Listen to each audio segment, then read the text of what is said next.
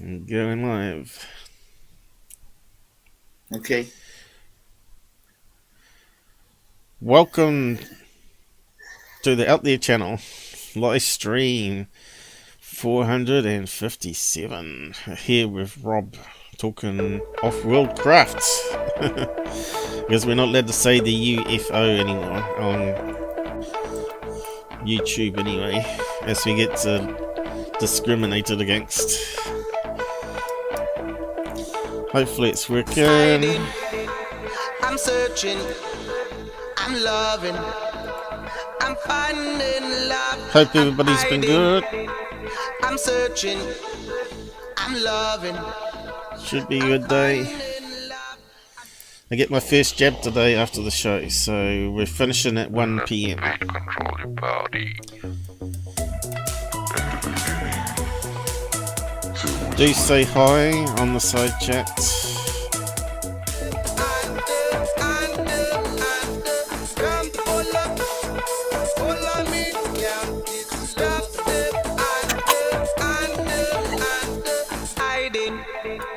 I'm searching, I'm loving, I'm finding. Because we got one watching. It had 3 before, I thought. Anyway, good to be back. Hello. I suppose I could play it if we got some CPU. And that's running slow.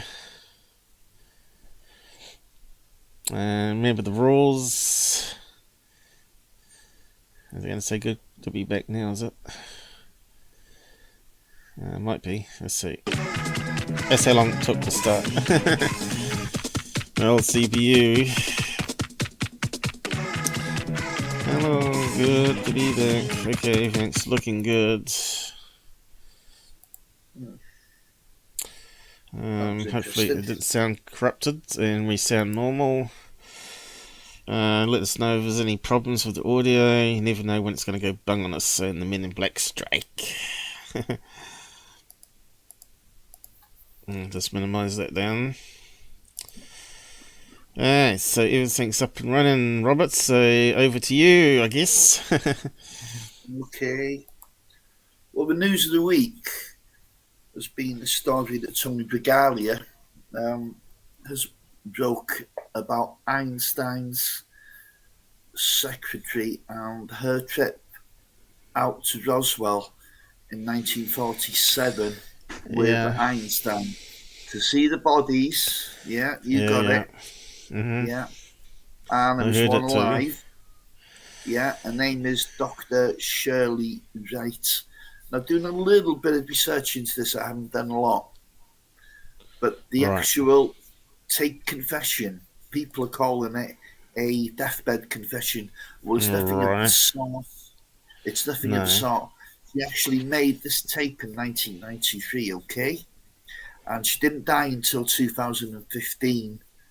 So that's a long way from the deathbed confession.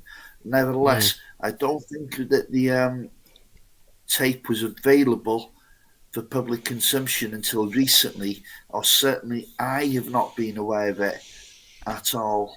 Is it something general again, though? Like he may have been taken to the crash site and said this is where it's meant to have happened. Maybe it looked like a little tour. Maybe the story's got altered. No. We've got it. We're going to play it here in our own words. Okay. We don't have to. I found the tapes. Okay, it's on Tony's website. Right. But let's talk a little bit about who Shirley Wright was and what on earth would have inspired her. So let's say create the story if it does happen to be a falsification, which I don't know if it is or not. I really have no idea at this stage. But Shirley Wright held 2 PhDs, one in physical sciences and one in chemistry. So you have to be pretty clued up, to get that. She didn't pass away until she was 85. Sorry, I've got a frog in the throat. Let me just clear. Excuse me. Yeah, I know it's annoying, those little niggles. Oh, geez, tell me about it. Yeah, I'm sipping on a cup of tea at the moment too.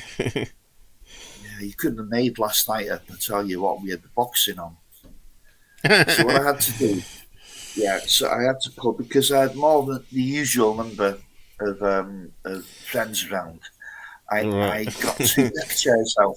Okay, so the deck chairs I had, one guy was about like 18 stone and the other was about 21 stone. And I was thinking, oh my God, am I going to have any deck chairs left at the end of this? So I said, Dave, you go on the couch. But no, I want to sit over there. It says, Dave, it won't take you 8. And he got all insulted. All right, yeah. Yeah, so he plonks himself down. Here we go. I'll show it can take my weight. I'm not that heavy. Boom. Oh, no. And at the same time, Deontay Wilder went down. So we're looking at the screen, right? And we're looking at Dave, yeah? Now, oh, jeez. None of them would put it this one in neither of them again, huh? Yeah. Well, I'd expect that to happen on my show. You know, you'll all be in the background there on deck chairs, and suddenly they'll suddenly break, and we'll say it's the men in black have struck overnight and sawing little holes in the chair. Yeah, but that's a problem now. Lockdown. I think everybody's a lot of people's put on like 10 pounds in the lockdown. Again in New Zealand, JD's saying, I'm going to go and diet. I've put on so much weight over the last month. It's just too hard to diet all the time. And the worst of it is, you could see that the legs are kind of bent under when he wouldn't take his weight. So what he done, he straightened it out again. But of course, then it had lost its integrity, hadn't it? Yeah. So he sat down with it again, and then it just snapped, and it was a hell of a bang. And down he went again, It took, and of course, he says he was a little bit worse for wear. He was more than a little bit worse for wear. He was effing hammered. Right, it took 2 of us to get him up then. It was funny. We're still going to watch the fight. Yeah, it's no fun being big though, and it's always a work, trying to not put it on. Is he diabetic at all? Because that always doesn't help. Insulin makes you really hungry. No. He's young and healthy. He's probably listening to this show now and thinking, all right, Barney, you bastards, you didn't have to mention that. Yeah. But fat people are generally the most happiest, I find, anyway. If you got a full belly of good food and stuff, you feel good generally, and everybody has a good time generally. No one really cares about being fat in New Zealand because a lot of us are quite big meat eaters, and it seems that weight seems to go on quite easily in this country here, but we've got to sort of watch out for our health reasons, the heart and diabetes is a problem, and insulin only makes it worse for some people like myself. And the pills I used to take metformin, and they meant to have some slimming capabilities and to try and turn off the hunger if you take it with insulin, but unfortunately I can't take them anymore with these other pills I'm on because they're very corrosive to the stomach on some people, and they make you go diarrhea and all this sort of stuff. So there's always bad stuff with pills. You're best to exercise, eat like crazy and exercise like crazy, I suppose, like some people do, and then you can be sort of keep your weight under control and still enjoy lots of food. But it's a bit hard when someone says, let's go to KFC and get some hot chips, you're not going to say no, are you? That's what happened yesterday when JD said, I'm on a diet, and that didn't last too long, and so we went down to the petrol station to blow up his tyres, and he says, there's KFC there, do you fancy any hot chips? Who's going to say no to that? I don't know if he's on listen. He'll probably listen to it later too. We'll probably have some comments posted on the video later. He's going to be coming over today at 2 PM too, because he didn't finish off yesterday. helping out in the garden, but he's helping out us here with all bad back problems because we can't seem to do much for too long and then have to sit down again, including mowing lawns, which is quite an effort. I don't know, the lawns are sort of growing every week now. They seem to be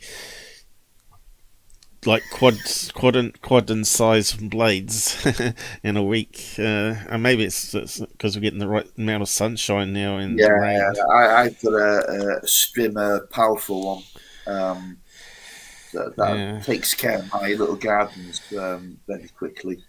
See, I pray that they bring out a lawnmower, just like a normal lawnmower, but it's got AI controlling it, and it can actually drive around the lawn itself and mow the lawn for you. It's about time they brought out something like that, because it's always saying, "Oh, this concrete over all your lawn. Get rid of your lawns, so you don't have to ever work on them." Right? Yeah, make your low maintenance garden with pot plants and stuff like that. It sounds really nice. But there's one problem. It's called local government. Local government says you can't cover all your property in concrete to do it that way. You know, you got to have some grass. Yeah. You ain't got control of your own property. I tell you. Censorship and New World Order. They keep rolling out. You got to have the jab. You got to do this, or you get fined $300 a week until you do, and end up in jail. Or there's lots of threats now. It's almost like New Zealand's becoming like a mini China. In America, they got lawn Nazis. Some of them were serial killers. You might have heard of the BTK killer. He was actually a lawn Nazi. He used to go around, make sure that everybody was cutting the lawns, and would issue fines and stuff. They actually do have that in America. It's just crazy. Whoa, what happened there?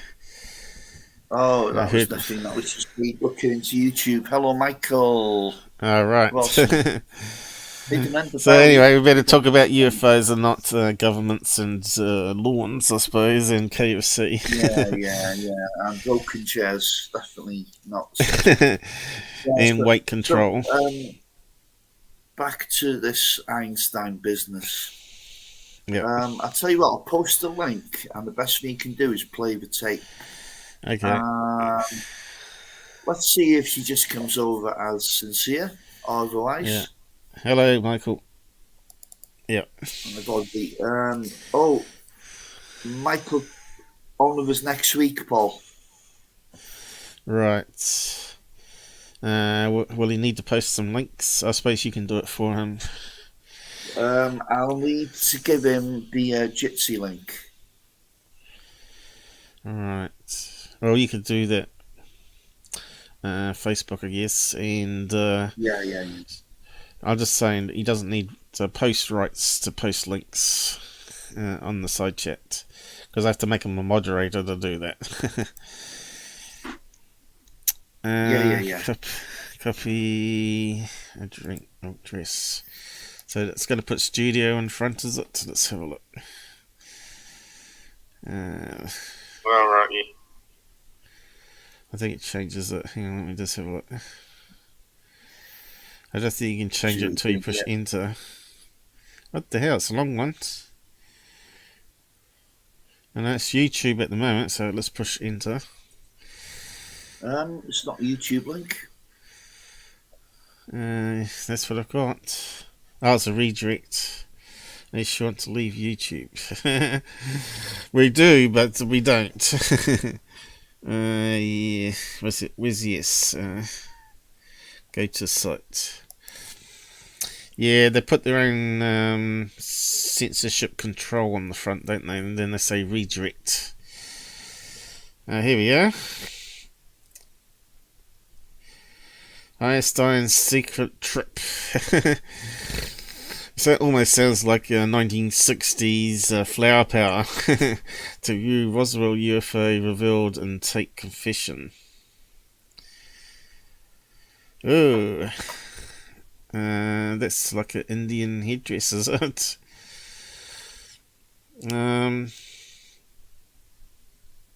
So that's the woman that's got the secretary, was it? Assistant, was it? Yeah. And that's what she used to look like? Yeah. Who's that? You got it? No, Oh researchers. no, that's one of the people who've done the work. Yeah. Okay. Is there a tape here? Oh, there are. So you wanted me to just click play on this? Shirley Wright, November. So okay. We've got nearly 20 minutes in total. Yeah, so I'll play the first one. And just check the audio. All I recall is several people using the word Roswell. And that must be where the crash occurred then, and then they brought them to the other place. It looked like at an airport facility where there was like a rather good-sized building, a hangar, where they had the spaceship and that where they had the bodies. Was it an intact ship? No. No, it was badly damaged. Was there anything written on the ship? No. Not anything I saw, no. Not by the time I saw it. Can you describe what it looked like? Did you touch them? Yeah, they didn't let me do that, but the other people were permitted to do that because they were very curious about knowing what kind of materials they were. The body of the ship was the body of the ship was what I would call today rather a reflective material, but when you looked at it and you were close to it, it was rather dull. So it had to be energetically reflective or translucent or glowing. And it was disc-shaped, and it was not too high. It was sort of concave, you know. How big was it? Oh, gee, let me see. It was, I'm very bad at large room, and it was easily 1/4 the size of the room it was in. Were you able to go inside? No, I wanted to, but the others did go inside. Yeah, they went inside. I was not permitted to do that. Not being one of the upper nurse. I was just one of the gophers, you know, going for this, going for that, you know. I was nobody. But they went inside. They also wanted to see the method of propulsion. They were interested to see, they wanted to see if they had any other types of control devices or communication devices, or what kind of even things they had for the journey. In other words, if they had come such a long distance, how were they able to do that, and so forth. You know, what you and I would call food or respiratory gases, you know, what did they use? They were very interested in identifying that. Did it look like in... Some of them told me, yes, and it's very much, oddly, like a lot of science fiction movies today. A lot of equipment, very trim, all along the perimeter. Things that would come up from the floor automatically, pods that would come out, things like that. Can you tell us a little bit about the beings and communicated empathic? What kind of information was given? Did they ask you anything, and did you ask them anything? It was both ways. We asked them several questions, and they asked us several questions. Not myself individually, or me particularly, but the people I was with. Voice, thought. They wanted to know. They wanted to know how long we lived. They wanted to know if there were some conditions that terminated what we call, quote unquote, our life. In other words, what you and I would consider diseases or stresses on our body to terminate our life.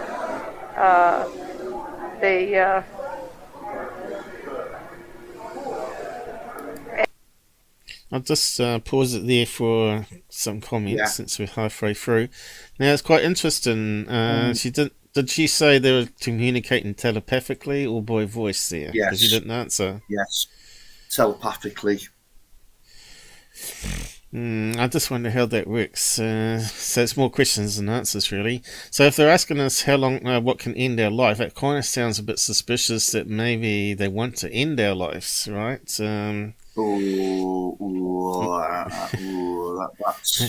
That's bordering on paranoia, that, Paul. But you know, that's the thing that's been pushed down our throats lately, though, is aliens are evil.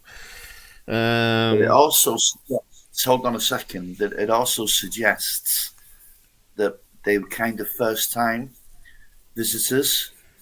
To be asking questions like that, they obviously didn't know an awful lot about human civilization. I don't know. It kind of can go both ways there. Kind of sounds a bit naive. I don't know. That was the first thing that struck me. I thought surely they'd have a decent understanding. Some knowledge. Yeah. Would have been debriefed. Yeah. So that would be like first contact by the sounds of it then. Yeah. I mean, this is a Bob Lazar claim, to be honest, isn't it? And then if that's the case, that means all these ancient alien stories means they haven't been here before. Because then they would have collected evidence and got to know humans back then, what killed them.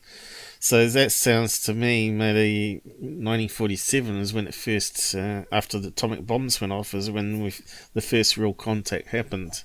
And all the other stuff beforehand is a bit strange. If it's either not them or another alien race. The only thing I'll say to that is if one species can get here, then so can another. So I don't know with these first-time visitors. Yeah, but even if there are ancient aliens, you expect them to go back and tell all the other races that we're here and they live 100 years maximum generally, and they can die early and be killed like us. Yeah, that's what I would have thought anyway. Yeah, the only difference between this person and Lazar couldn't back up anything about his credentials or his education. With the case of Shirley Wright, it's all in stone. You know, we know exactly. She did work for Einstein. She could well have been there at the time. She does have the qualifications that she claims to have. So I don't know. She seems like the perfect witness, but this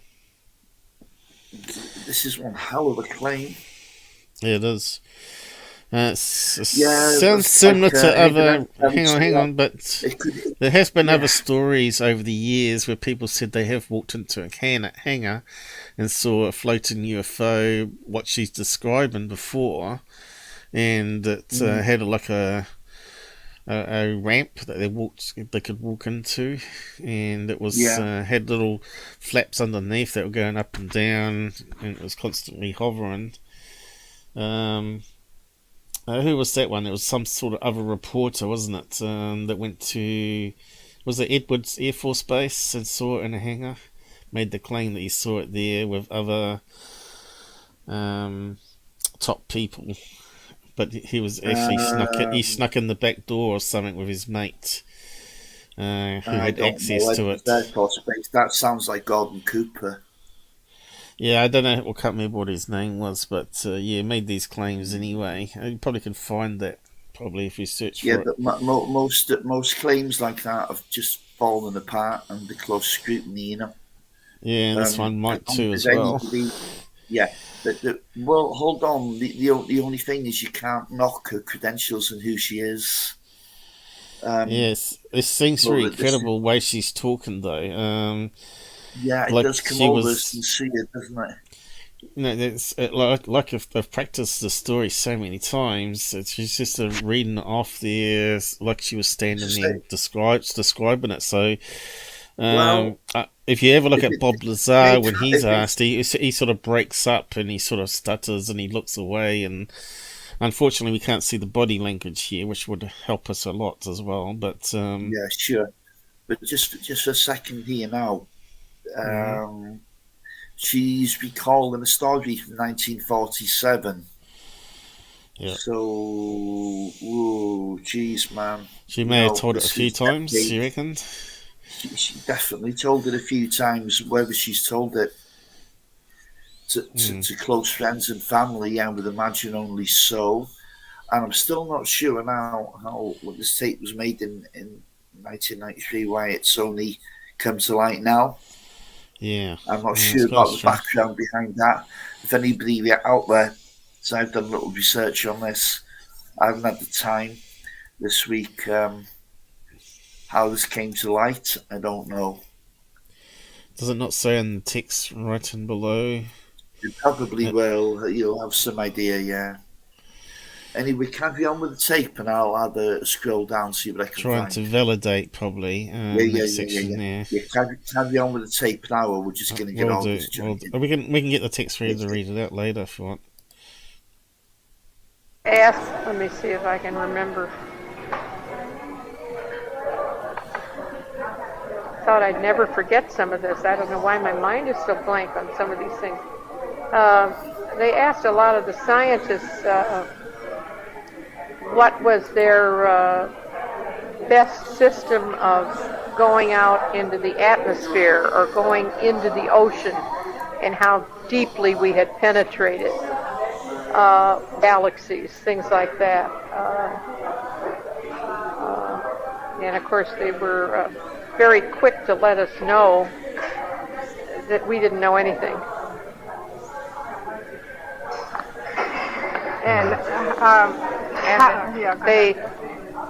They did not menace us or threaten us at all, because they knew right away we were intellectually inferior and scientifically inferior. Then how was it that they crashed? Was there any information about that, if they have such technology? How is it that... Something had gone wrong, and that was one of the major things that we asked them. We asked them what they ate. We asked them what kind of gases they needed. We asked them about their life support, their origin. We asked them what they used for propulsion. We asked them what there was, things like that. And we asked them what they thought went wrong. And why they were, first of all, even coming here. Why did they come to visit us? Do you remember what they said? They're so obviously superior. Why would they want to come to Earth? What did they say? Well, this one indicated, at least telepathically, like they don't have a sex like we do, so I can't say he or she or something. It indicated that they were exploring intergalactic space, what we would call intergalactic space. He didn't call it that. Search a better source than where they were. They were running into a problem where they are from because of some physical condition, energy-wise. And they needed to go some other place. And so we took it that they were wanting to maybe colonize some other place. And they were finding that Earth was entirely unsuitable to them. And that's why they were, because they found out that we are not at their level at all, so they had nothing to fear from us. A little bit. I think they would have a lot to fear. Humans are dangerous. But they still didn't know what happened to their propulsion system that would have brought them down? No, they didn't exactly know. They knew that it was a malfunction of something, but they didn't know. And in fact, one being just on the verge of trying to go with a couple engineers and scientists into it in more detail when he succumbed. It succumbed, and they couldn't bring him back. Were they only one ship, or were they just there by themselves as a scout ship, or were there any others in the Armada? They claimed there were 8. That was a Maverick that somehow lost position or something. I don't know whether it was a time warp or what, but they got out of the direction where the others were even going. And One ship he claimed crashed in Siberia in the same group. Oh, no. Of course, he didn't know what it was called, but we told him it's the United States. Did he say where they were from and what star system? You said, and were they from this galaxy? They indicated to us that they were not from our galaxy, definitely not from our galaxy.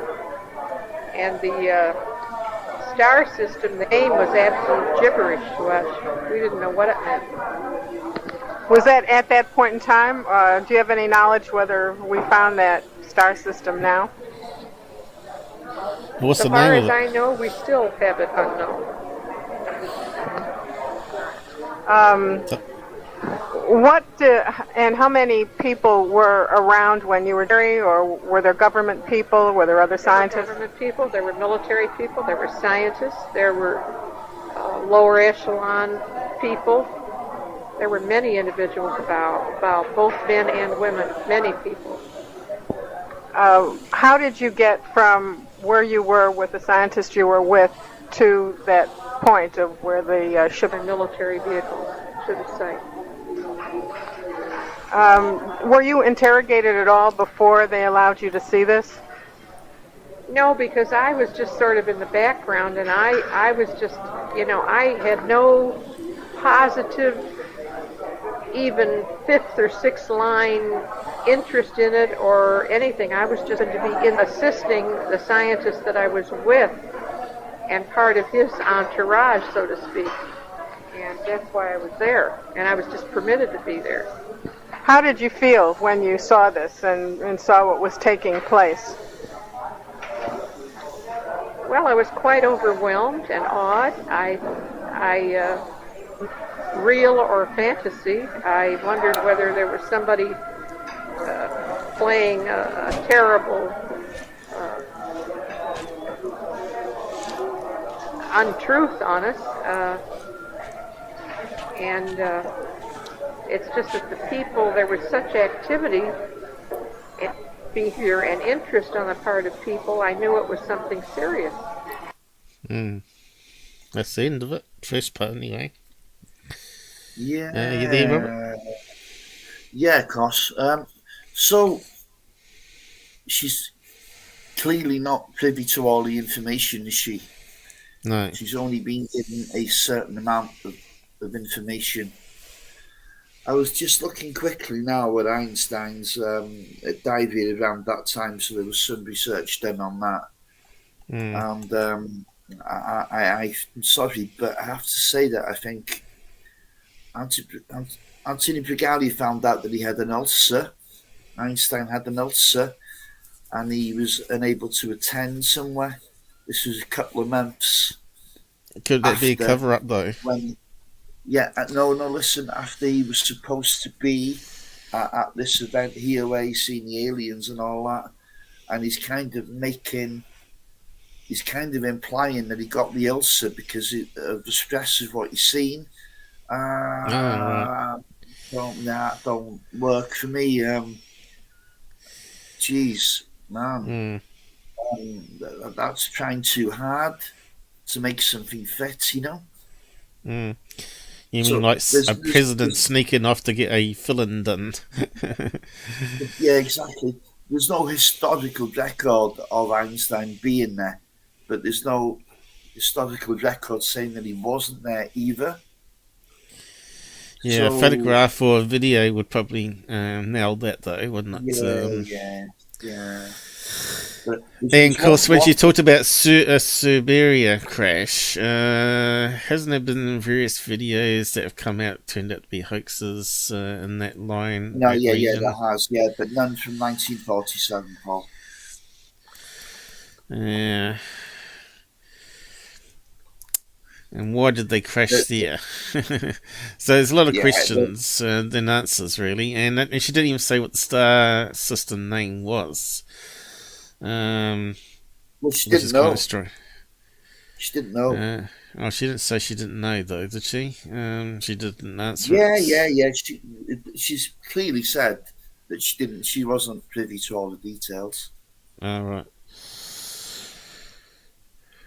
Okay. So we'll play the next bit then. Yeah, we'll play the next bit.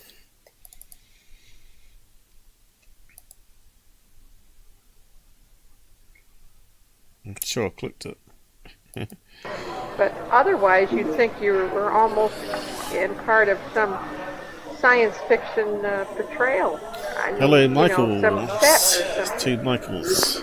Did you have a security classification at that point in time, or they just let you in without any kind of... We all had the security clearance. Was that immediately before you went there, or had you had one when you were working with the science? I had one when I was working with Einstein. And that security clearance was respected. The only reason we could go. Is that secure act, or did they deactivate it after? Oh, it was immediately deactivated. In the other experiences you've had, the other work you've done, did you ever have any other kinds of security clearances? I've never had a necessity since to have a security clearance. No.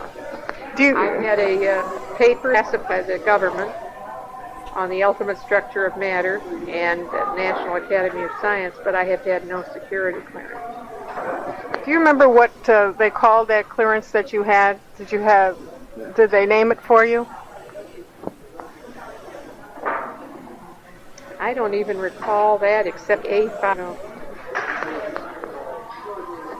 I'd have to look that up. I don't know whether I even have a note on that. The program that you're working on with Einstein, was it funded by the government or was it a university grant? Grant to him at that university at that time to have outstanding students from around the country picked to work with him that particular summer in nuclear chemistry. Did you have a title that was given to you while you worked there? Special student. Did he take any other students with him? No. I was the only student. Lucky you. Come on. Yeah. I was his pet. I have to Lucky admit that. I have to admit that. There were 29 in summer. Were you there The only girl either. when the last alien died? Were you there at that point in time? No, I wasn't. I was back at the motel in a city nearby, and I had been told, and I would be able to keep the being alive. How many were there originally? 9. I saw 9. Wow. 8 bodies, and then later. Should be able to back up her claim then. So there were 9. And can you describe they were? Oh, I sure can. I remember that very well. They were a very light, soft, gray, I'd call it grayish green, really. And they had a slim, lean,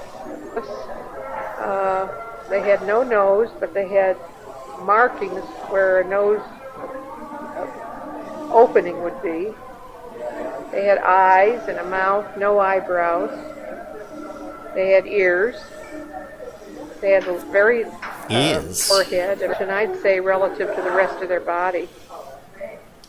And the ones that I saw were approximately maybe 5 feet tall, 5 feet 5, something like that. That's They're quite small tall. by what a man entered on Earth. Okay, What did their eyes look like? Actually, I just want to hear about the eyes. Hang on. Their eyes were enormous. They were.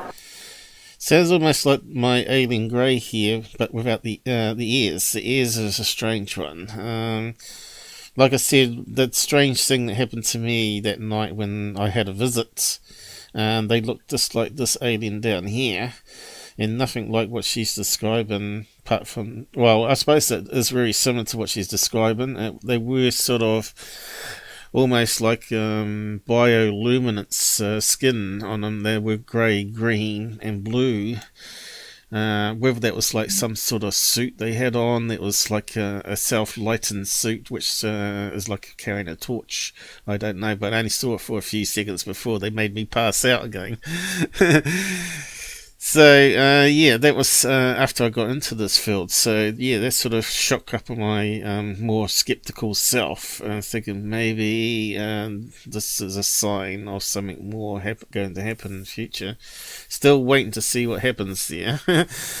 But, yeah, she doesn't seem anywhere scared seeing these beings as well, which is kind of interesting. Yeah. Some people would probably block it out, you know, it'd be too terrifying seeing a big-eyed creature looking at you, maybe, I don't know. And talking telepathically, I'm not sure how that sort of works exactly, but, so I'd want to ask lots and lots more questions of this woman if she was on our live show. So try and explain it. Because when she was asked about the ears, she said yes, there was ears, but no one asked her did the ears protrude, no one asked her did the nose protrude, and there's another discrepancy here which I don't like. She said there wasn't a sign of a nose, but it wasn't actually a nose, it was like markings where the nose would be. Yeah, but she didn't mention if the ears protruded or not. Well, I thought that's how it sounded, like she said it has ears, which kind of sounds like they stick out the side, so... But yeah, I can see what you mean. Maybe it does sound more alien grey, doesn't it? Another thing, a big thing, now all the people that see the bodies at Roswell, apparently, so they say, describe them as between 3.5 and 4.5 foot tall. Yeah, mine went... Yeah. Paul, never mind yours, never mind that now. No, the 3-4 foot sounds better for mine as well. Hers sound really tall, but there are things called tall greys as well, though. So yeah, I know, but she's gone from 5 foot to 5'5". That's her normal estimate. Yeah, so normal human height. That's a good foot taller than what. And of course, that doesn't fit with Bob Lazar's claim, because he said that they had to struggle to get in because they had to bend over because it was the ceilings were low, and the flying saucer, and they had to fly on their bellies, right? He said they flew the test flying saucer on their bellies because they couldn't sit in the chairs. That doesn't sound what she's saying. So someone's lying somewhere, and I think Bob Lazar's a liar. She's probably more credible so far, I'd say. Bob Lazar is a total fraud. Come on, let's face it. Yeah, of course it is. Yeah.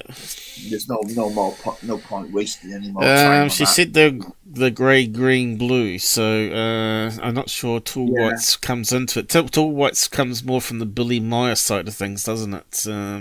Yeah, exactly. Yeah, and we know what Billy Meyer is, and we certainly know what Michael Horn is.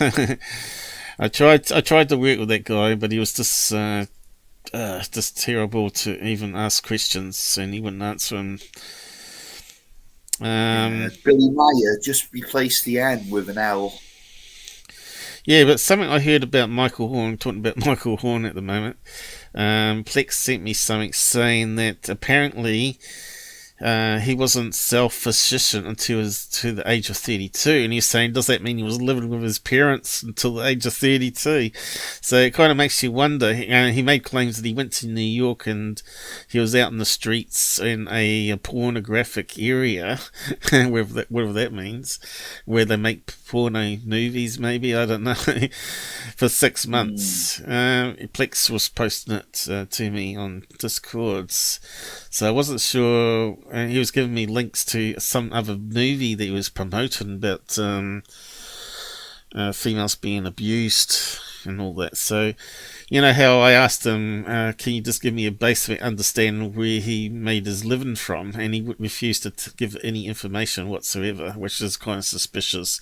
Because I will tell people, say, yeah, I worked as a tutor, worked as a IT administration, and I can prove it all and all this sort of stuff. and I worked as a contractor, and but he refused to give any details whatsoever. I said, well, just tell us, did you invent a yoga kit? Because I see you're into meditation. Were you selling yoga kits? And he wouldn't even answer that. So Michael Horn is really hard to deal with. And this woman, he probably would say she's a liar over Billy Meyer and all this sort of stuff. He's not open-minded at all. For someone that's meant to, as well, you can't question anything he says. Yeah, one thing I asked him is, did he have his own personal sightings? And he said 8, remember? And that was when he was doing South America. And but he's still saying that Billy Meyer had nothing to do with those sightings. I thought his sightings were more credible than Billy Meyer's, and I wanted to get him on and actually ask him details about his sightings and see how flexible and viewpoints he was. But all the guy does is attack people, and you go and read his blog, he's always attacking someone that's a naysayer, right? Calls them pedos or whatever, falsely pedos, because they look through a keyhole. And stuff like that, which you can't do. You can't call people pedos online unless you've got solid evidence, because that's career and whatnot destroying. But anyway, carry on with this lady anyway. But yeah, Billy Meyer, garbage. Bob Lazar, garbage. Now we got to work out this one. Now we've got to work out this one. Yeah. It's all interesting stuff, though. That's the thing, is just we got to get through all the noise to find the real truth. And of course, this is what really frustrates us as ufologists. We got so many hoaxers and fakers out there. They've ruined the field. If someone now shows a UFO video, instantly you have to be skeptical and do a lot of research and analysis on it before you can claim it to be a alien craft. Every video, every photograph is guilty until it's proved innocent. Yeah. So all we can do is keep bringing this stuff forward and then questioning it and breaking it down. But that's how we work in this field, because everybody thinks it's tinfoil hat stuff and entertainment. And it's not entertainment to us. We want to really know, did aliens make contact? But why did they cover up? But the aliens, if they're this friendly and they're asking us questions and whatnot, why couldn't that have been made public? And then we got all those researchers and interviewers from 1947 onwards could be asking all these questions and maybe going along with the UFOs to their own planet and all that sort of stuff. We could be found out a lot more today than we ever did. And why would they bother covering it up? Hold on, pause that for a moment, Paul. Yeah, there's a reason why. You've got their tech now, haven't you? 1947, okay, the Cold War started. Somebody else's tech, far more advanced than your own, falling into their hands. Now, to share the story with anyone would actually mean sharing the technology. Are you going to do that? No, you're going to try and keep it quiet. You're going to try and reverse engineer that technology for your own gain. That's human nature. Wouldn't matter about the temperament of the aliens, whether they were friendly or not. Yeah, but then you got humans not being... they didn't see us as a threat, but obviously if we got nuclear bombs, we're a threat. So I don't understand that statement she said in the interview there. That doesn't make any sense to me. So maybe that's a red flag. In fact, why are the UFOs disabling nucleus if they didn't see us as a threat? Or why did they shoot a laser beam at a missile launch? What's his name? Bob Jacobs talked about. Of course, some people say they're fake stories as well. There's no proof. Oh well, I know. Okay, but it was validated by his boss, Terence Mansman, wasn't it? Neither of those guys had anything to gain by telling that story. The tape was taken away. I believe that tape exists. I believe that was a genuine story, to be honest. The Big Sur incident. Yeah. It was in 1961, something like that. Yeah. But you can look it up anyway. Yeah. You want us to carry on here? Yeah, sure. You got to finish it. Very prominent. They were the most obvious thing you'd see on their face. Were there any pupils? I noticed, but I never saw any pupils. What color were they? They were almost brown-black. They were very, very dark. Were they all the same color in terms of the... Oh, yes. Did they have any kind of clothing on? Yes, they had suits on. What did they look like?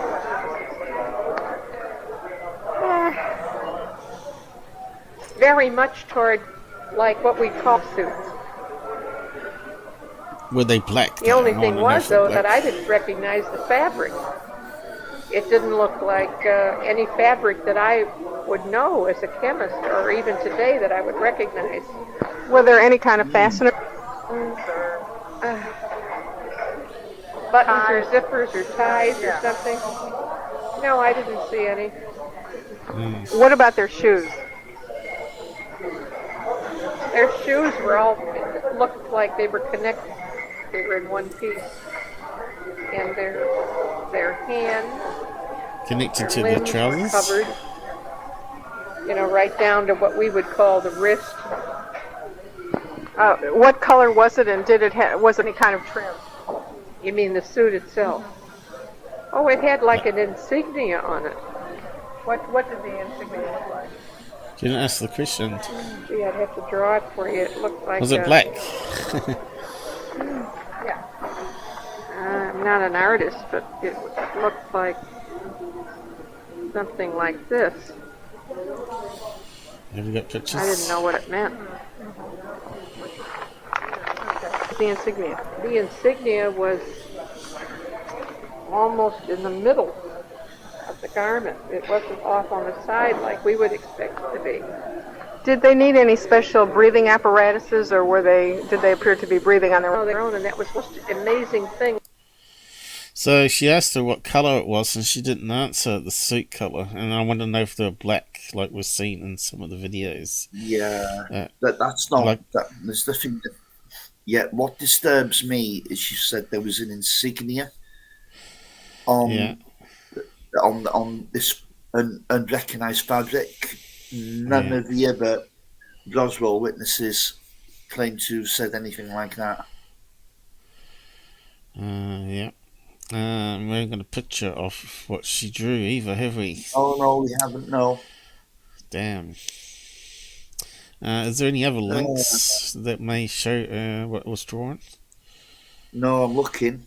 I can't see anything. So that's lost. That's lost in translation now. They should have described what she was drawing on the air. Like, she's drawing a half circle going left. That's anyway, we'll carry on. That we were startled about, where they could apparently survive in our atmosphere, and they had apparently come such a long way. Did they seem to indicate that the atmosphere is similar to ours, their breathing? They asked us about that, and we asked them about it. Yes, they seemed to indicate, yes, that it was quite similar. It was not identical to ours, though, because they claimed they had made tests. Did they tell you anything about their lifestyle was there? We tried to find that out before we could. They really, we were very interested in not antagonizing them at all, so not to the point where we had them answer too many of ours, so we never really found that out. We just knew that they don't live all above ground, according to what they told us. A lot of theirs, what we would call subterranean. Did they seem repelled by our appearance? That's what I've said. Why would you have big eyes? That's because you got to be in dim light so you can see better at night time. Yeah, makes sense. Maybe, or you're underground, so you got to get bigger eyes to be more sensitive, or even look in different, greater spectrum, like infrared. That's cool. I mean, a cat has more reflective cells in its eyes than what we do. It doesn't have overly sized eyes, but they're 100% more efficient than ours, for example. Yeah. I don't know. Yeah. Okay, we'll carry on. They look so different. Oh, they thought we were very odd. Since you indicated that they were either androgynous or had no sex, did they mention how they procreated? That was another thing which we asked them about, and we couldn't pin down either. But no, they indicated that they had this like we have at all. Did they tell you how they reproduced? Did they refuse, or they just nobody probed them? No, that's real. That. So they really were kind of limited in what they felt was appropriate to tell you? I would say so, yes. I would say they were very careful what they revealed. Did it seem like they wanted to have any kind of continual contact with this planet?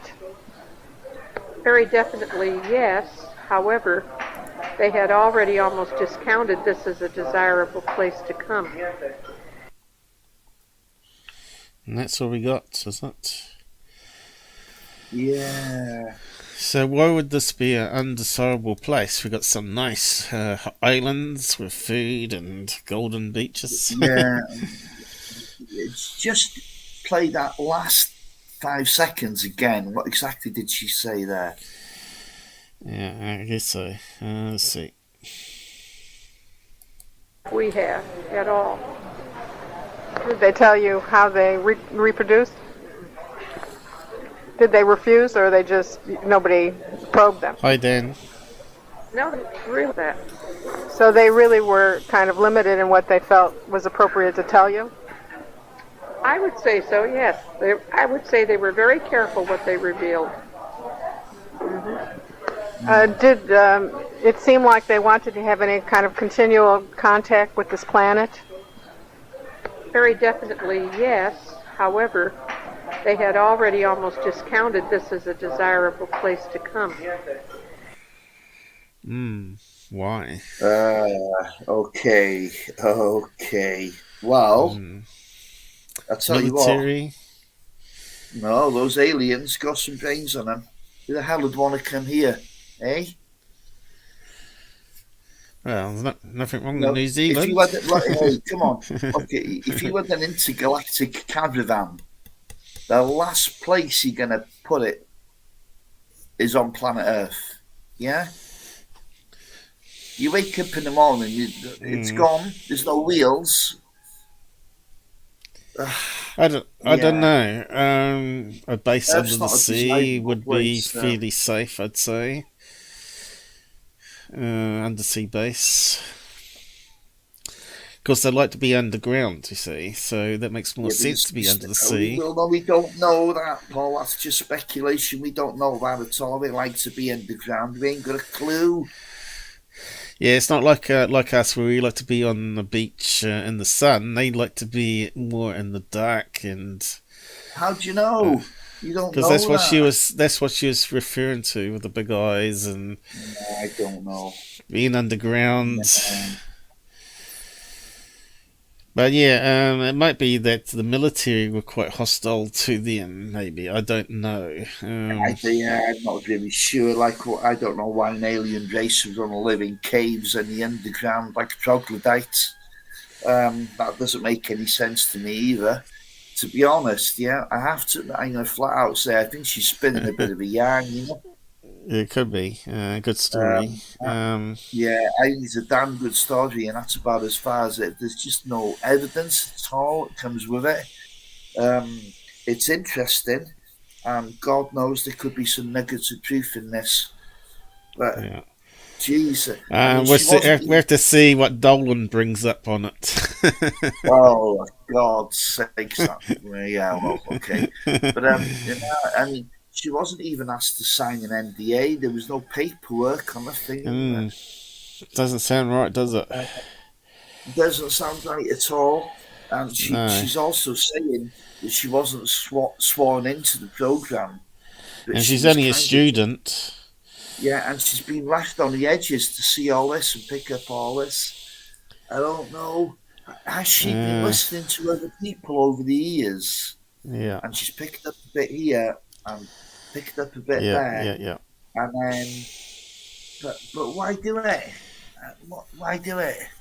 And why not have gone public with it in 1993? I don't know. Something's wrong. Something's off with this.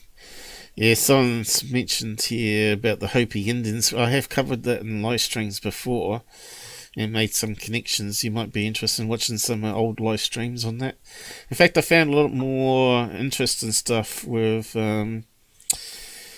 what looked like mountains formed more than just Indian head. You may remember the Badlands. I found a lot more interesting stuff in the Badlands, and go and have a look at it. Unfortunately, I think I had a really bad mic situation there and had to re-edit it and redo the audio a wee bit, but the audio was really, really bad, even in the edit. But I might have to I think I redid it later anyway. Recapped it once I fixed it up, but probably need to redo the stuff that I was talking about, levitation and pyramids and stuff, because it totally ruined it. And I had some really good stuff put together there about the guy that was faking it with the Beatles wings. He admitted later in deathbed confession that it was all hoax and lies. But anyway, it still goes around today on 4 channels that had the flying machine, and it was based on the Beatles' wings using this scientific principle. I can't remember what it was called now, but yeah, it was a fairly good episode. Go and check it out anyway. You can always follow the links that I posted on the side that I was breaking down. So yeah, where do we go from here, Robert? Well, remember Frank Edwards? Name rings a bell, but I can't fit it at the moment in my brain cells. He's a bit like the very early George Knapp or Art Bell. Then you scroll down and you see what Edwards was also a UFO enthusiast. Well, let's have a look what he says here about Edwards and. The Einstein infusion. Oh, here. Scroll down and see it's 2 minutes 11 seconds. We'll just read it out then. Is it No, just play it. Audio. I thought you wanted to read out the caption.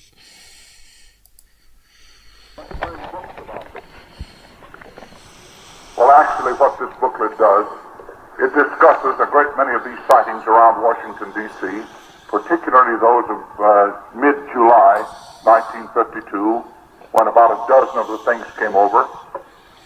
About a dozen of them came over one night. They were tracked by radar. They were seen visually. They followed the planes in, and according to the CAA's own booklet, the pilots got good looks at the things as they followed them in and out of the airport.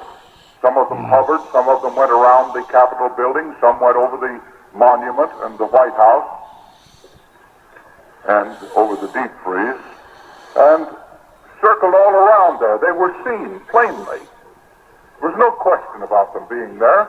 And as a matter of fact, the officials were so concerned about it that on the following morning they issued a shoot 'em down order. Why didn't they shoot 'em down the first night? They didn't shoot 'em down because the jets couldn't catch them, and they've never been able to catch one yet. The jets couldn't catch them. The next night they showed up. The jets didn't go up after them. They didn't go up with their shoot 'em down order for the simple reason that Albert Einstein and others of comparable standing heard about the shoot 'em down order story was on the front pages all over the world. They heard about this shoot 'em down order, and they personally got in touch with the little man in the White House, and I know what Mr. Einstein told him. He said, Mr. President, anyone who can cross millions of miles of space will be able to take care of himself after he gets there. Don't start something you can't finish. That was one time that Give 'em Hell Harry decided it would be better not to give him any hell.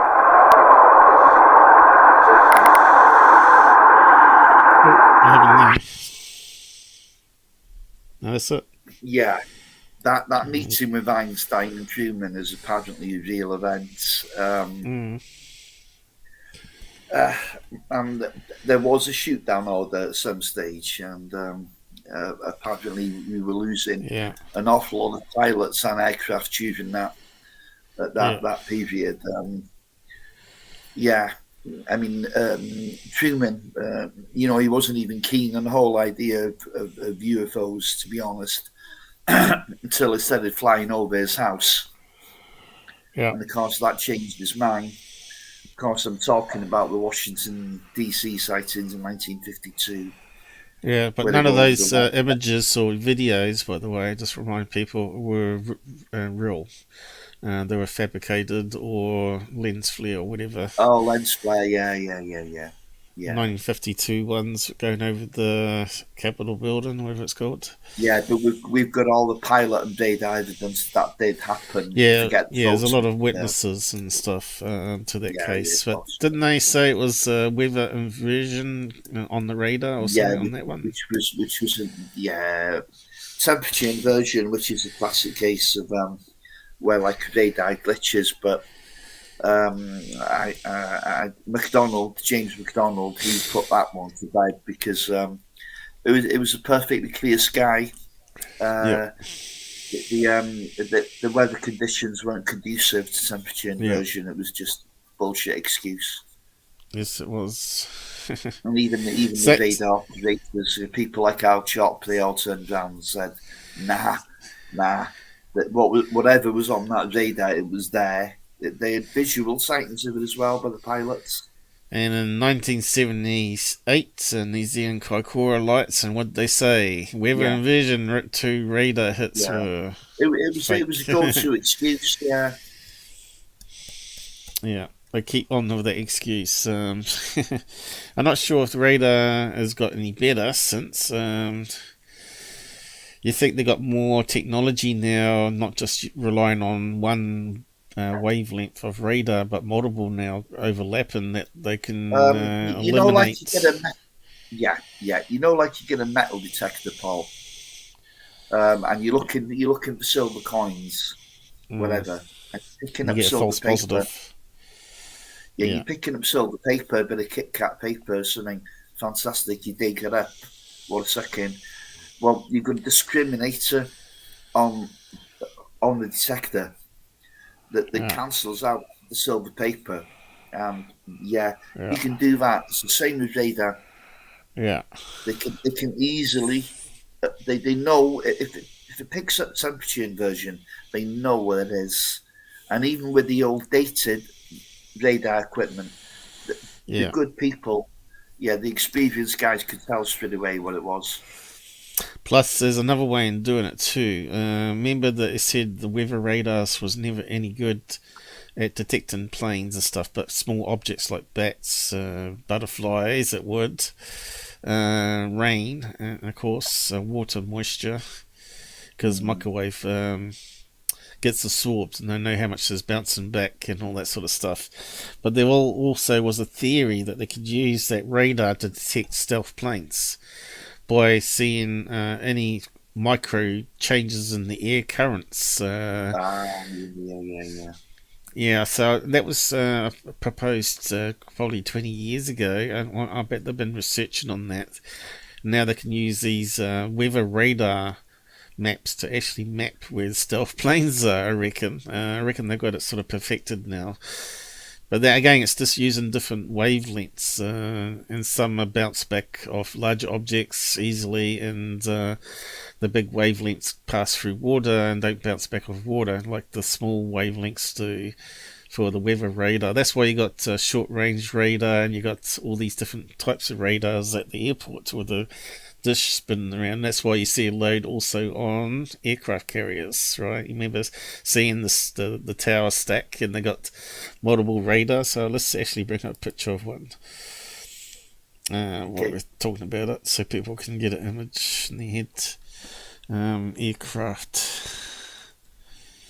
carrier, super stack, I think they call them.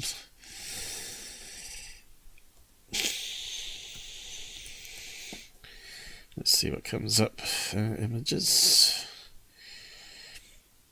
So the super stacks, so these are things up here at the rear. I wanted the close-up of the radar. I wanted a close-up one, and there doesn't seem to be any close-ups here. Anyway, maybe consumed. But you see they've got multiple things that spin around. I suppose the video might be better. You can see they've got some under domes and some are not under domes. The domes are made of fiberglass generally. And it's amazing how many battleships and designs there are out there at the moment. But yeah, always two levels with radars for some reason. Obviously to interfere with each other. But I noticed there's been some talk about Kevin Day lately with his account on the radar, that there was like an invasion of UFOs, hundreds of them. It's only his word because we ain't got the radar data. Here we go. How many dishes on that one? 1, 2, 3... further up as well, I think. There's at least 3 domes there, anyway, and you got some going backwards that way. You know, they got 5,000 people on those damn things. Yeah. So if you got several of these ships, and all ships have got radar on it, and all feeding into a main system, you can see how they now incorporate all that data to track UFOs, as well as their planes in the sky, as well as sonar. You don't see all the sonar stuff they got, and the firmware that drives it, right? It's not going to be off-the-shelf stuff like MicWest seems to assume. I think they're picking up UFOs now with multiple types of detection. You know. Yeah, they can. They got apparently there was a secret mission. They dropped a lot of microphones into the sea all around the world, and they could track the migration of whales. And once the researchers found out they had all these microphones, they wanted to know how things migrated based on their noise under the water. But apparently they could hear ship engines. They could track all the ships by the sounds and triangulation and all that stuff. So where all these underground microphones, God knows, and how they got little surface transmitters that sort of pop up every so often, or are they simply on top of the water and you wouldn't even know that they're there? But I think a lot of it's using that low bandwidth stuff, which can penetrate water to up to 700 feet, I think. So the buoy would have to be floating around about that level to receive the low frequencies, and it'd be well and truly hidden underwater, I guess, from that point. So yeah, there's a lot we don't know what the sort of high-tech and secret tech military got still even today. So my dad used to work on those early systems, and he used to go around the world setting them up, and one of the locations was Libya, which is now classed as a hostile situation to the world.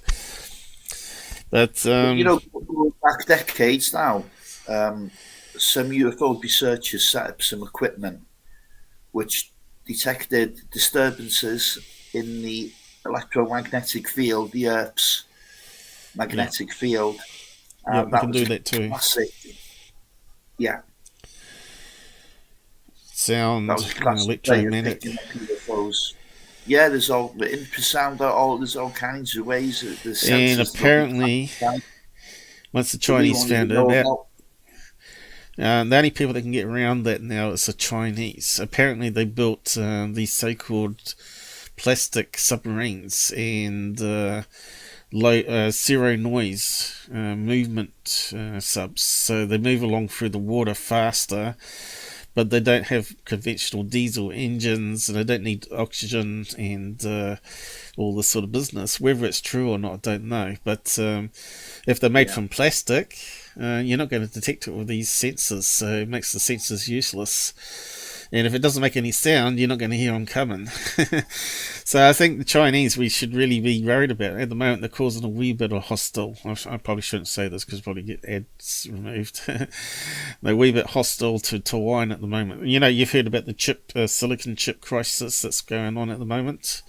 Apparently, they've run out of chip supplies with the lockdown, and there's only one factory that manufactures it. Most of the chips in the world, I think it's like 80% of the chips are manufactured in Taiwan now.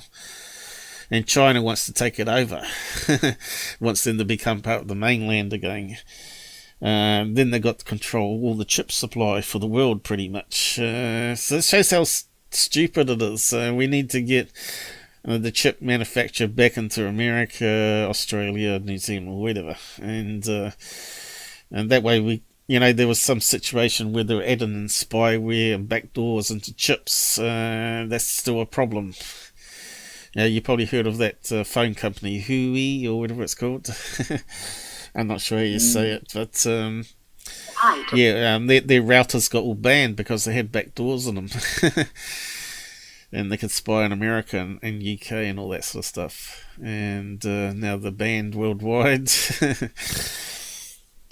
But I still think Microsoft is a problem as well. But anyway, I've sort of got off the track here. So what's the next topic you want to talk about? It's not like you, Paul. Yeah, well, look who's back in the headlines.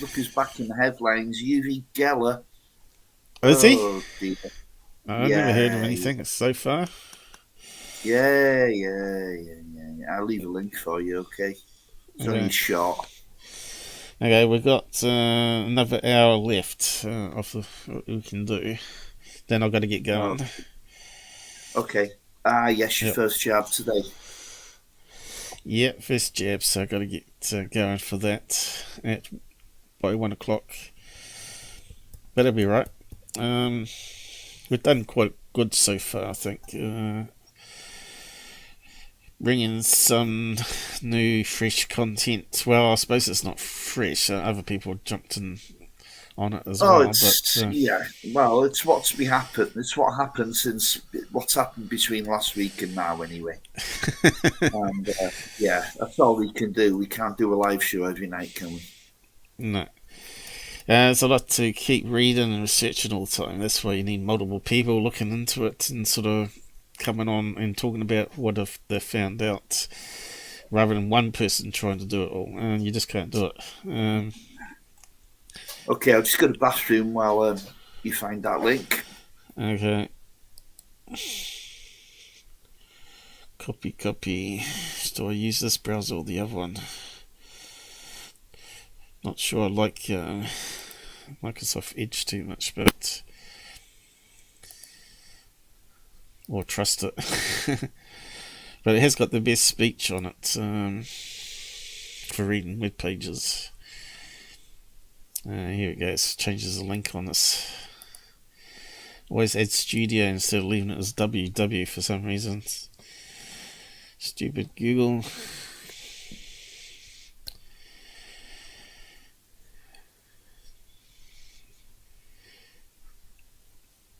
Okay, what do we got here? US scientists discuss secret CIA testing of Uri Geller. Did you want me to play it? I suppose we should wait for him to come back.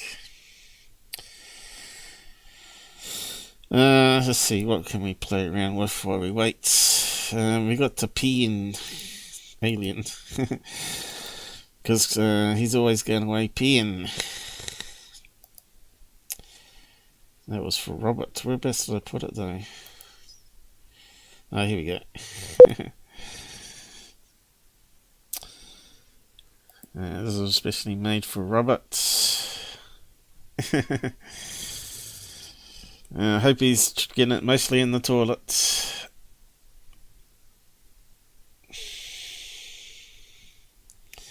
I forgot to untick it. It normally turns out to be the right timing if I did it right, but yeah, I've sort of left it on longer than I should.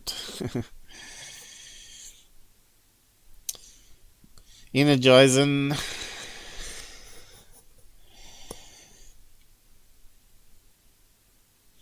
So yeah, like anyone wants to make their own emanations up in video, we can make sure it's got a clear background, and we can create it to a WebM, and we can play it like this over top of the stream. I think I made this like an emanation gift and put it into Vegas or something like that, and converted it to video. That's a really nice shade of blue alien there, isn't it?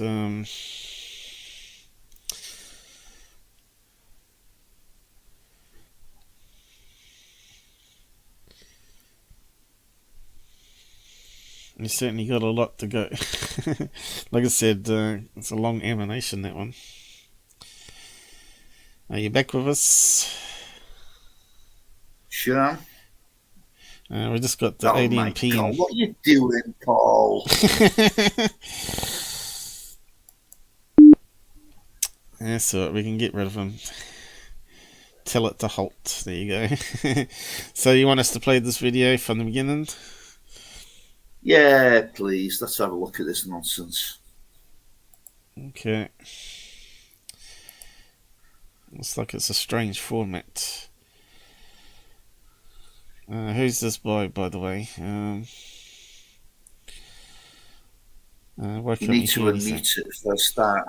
You need to unmute it, that's why. Yeah, I'm not sure why it's muted. Let me just check the volume levels. For a number of years, CIA had been tracking Soviet work in the so-called ESP area. And they're really concerned because the Soviets, including the KGB, were spending millions of dollars every year on this kind of phenomena. They're very concerned about what could be being done to us. They were specifically interested in whether individuals could extract information or get information from remote sites or from hidden material.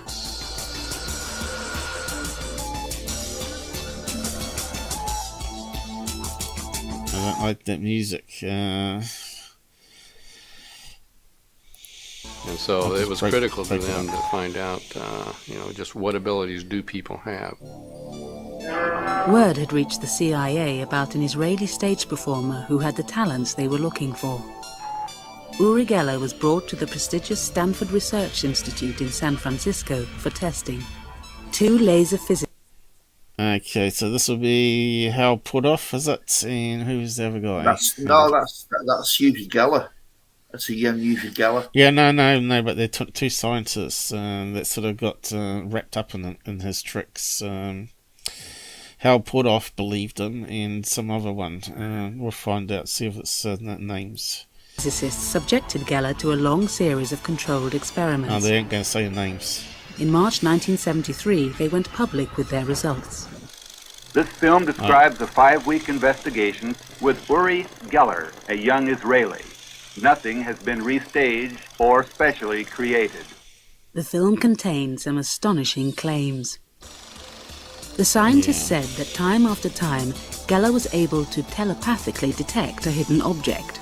You will note he is very pleased with finding this target. Using his psychic powers, he was apparently able to change the weight of a piece of metal. The upper 2 traces are apparently due to Geller's efforts. And over lunch in the SRI canteen, Geller bent dozens of spoons for the scientists. Of course, the great Randy guy, who's now rest in peace, last year was it this year? He actually was the one to expose this guy, and shows how it was done. Yeah. Uri Geller got called out on some TV show. They sort of changed the script on him, didn't they? And he was quite angry. So. Yes, I remember. But his most incredible success was his apparent ability to telepathically read hidden drawings. Day after day, he would come into the laboratory and be able to reproduce a drawing that I had made at home and had in an envelope. And day after day, Uri would be able to make absolutely remarkable copies of that drawing. Here, the experiment is repeated. Certainly with regard to the ability to reproduce hidden material, there's no doubt in our mind that Geller could do that. This is a drawing that Geller has made to correspond to the target object. That's who put off, As you can see, he is quite elated about getting the right answer. We had no idea about how this stuff could be done. We're sort of like, where were people with gravity before Newton came along? I mean, gravity worked, clearly, but no one had an idea how. So similarly, here's some things that we saw worked and happened, but no idea how. Uri Geller left SRI with a stamp of credibility. Leading scientists believed he did indeed possess unexplainable powers. Yeah, I'm not sure on copyright claim on that one. You got to be careful. That sounds like one of these History Channel. It's the music in the background that's the dangerous thing, isn't it? Yeah, and BBC. Okay. BBC never honour fair use. That's what I found. No matter even if you dispute it and prove it's fair use, they never honour it. That's what I hate about Google. But yeah, we can always mute it out, and those who are watching the live stream will get to hear it, but those in later may not hear it. So if we get a problem with the claim, now, okay. I used to believe in ESP. I used to believe in ESP. And yeah, let me just say this: I used to believe in ESP, and I used to do these card wavy lines with my friend.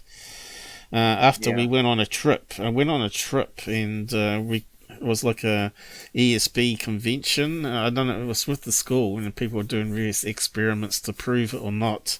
So one was the basic card test where you sit opposite each other. Well, he shoveled this deck up and he started holding it up, and I couldn't see anything. And I was just saying circle, square, wavy line, and I got all right, apart from 3 out the whole pack. And that sort of blew the odds, and I thought, wow. And I was sort of laughing. I was saying, "How's it going?" And he wouldn't give me any hints. And we got to the end, and everybody's going, "Wow, that's amazing! How did you do that? You must be seeing through the cards." I said, "No."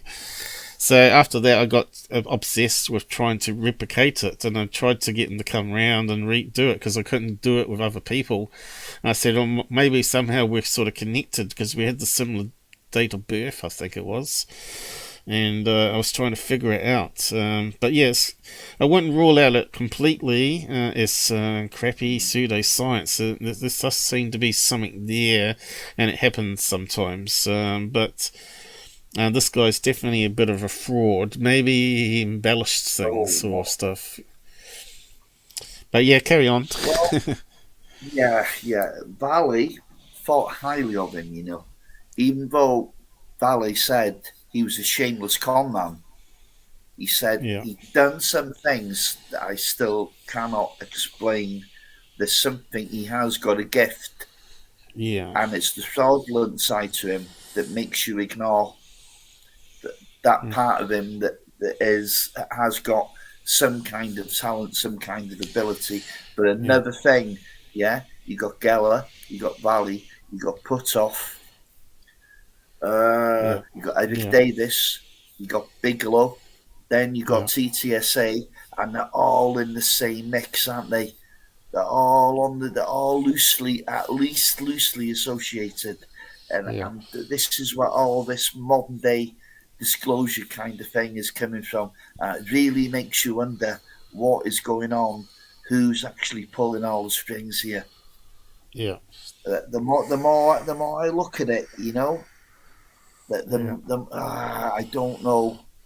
Are they some kind of renegade group that want things out? I just don't know. Is it all a big con job?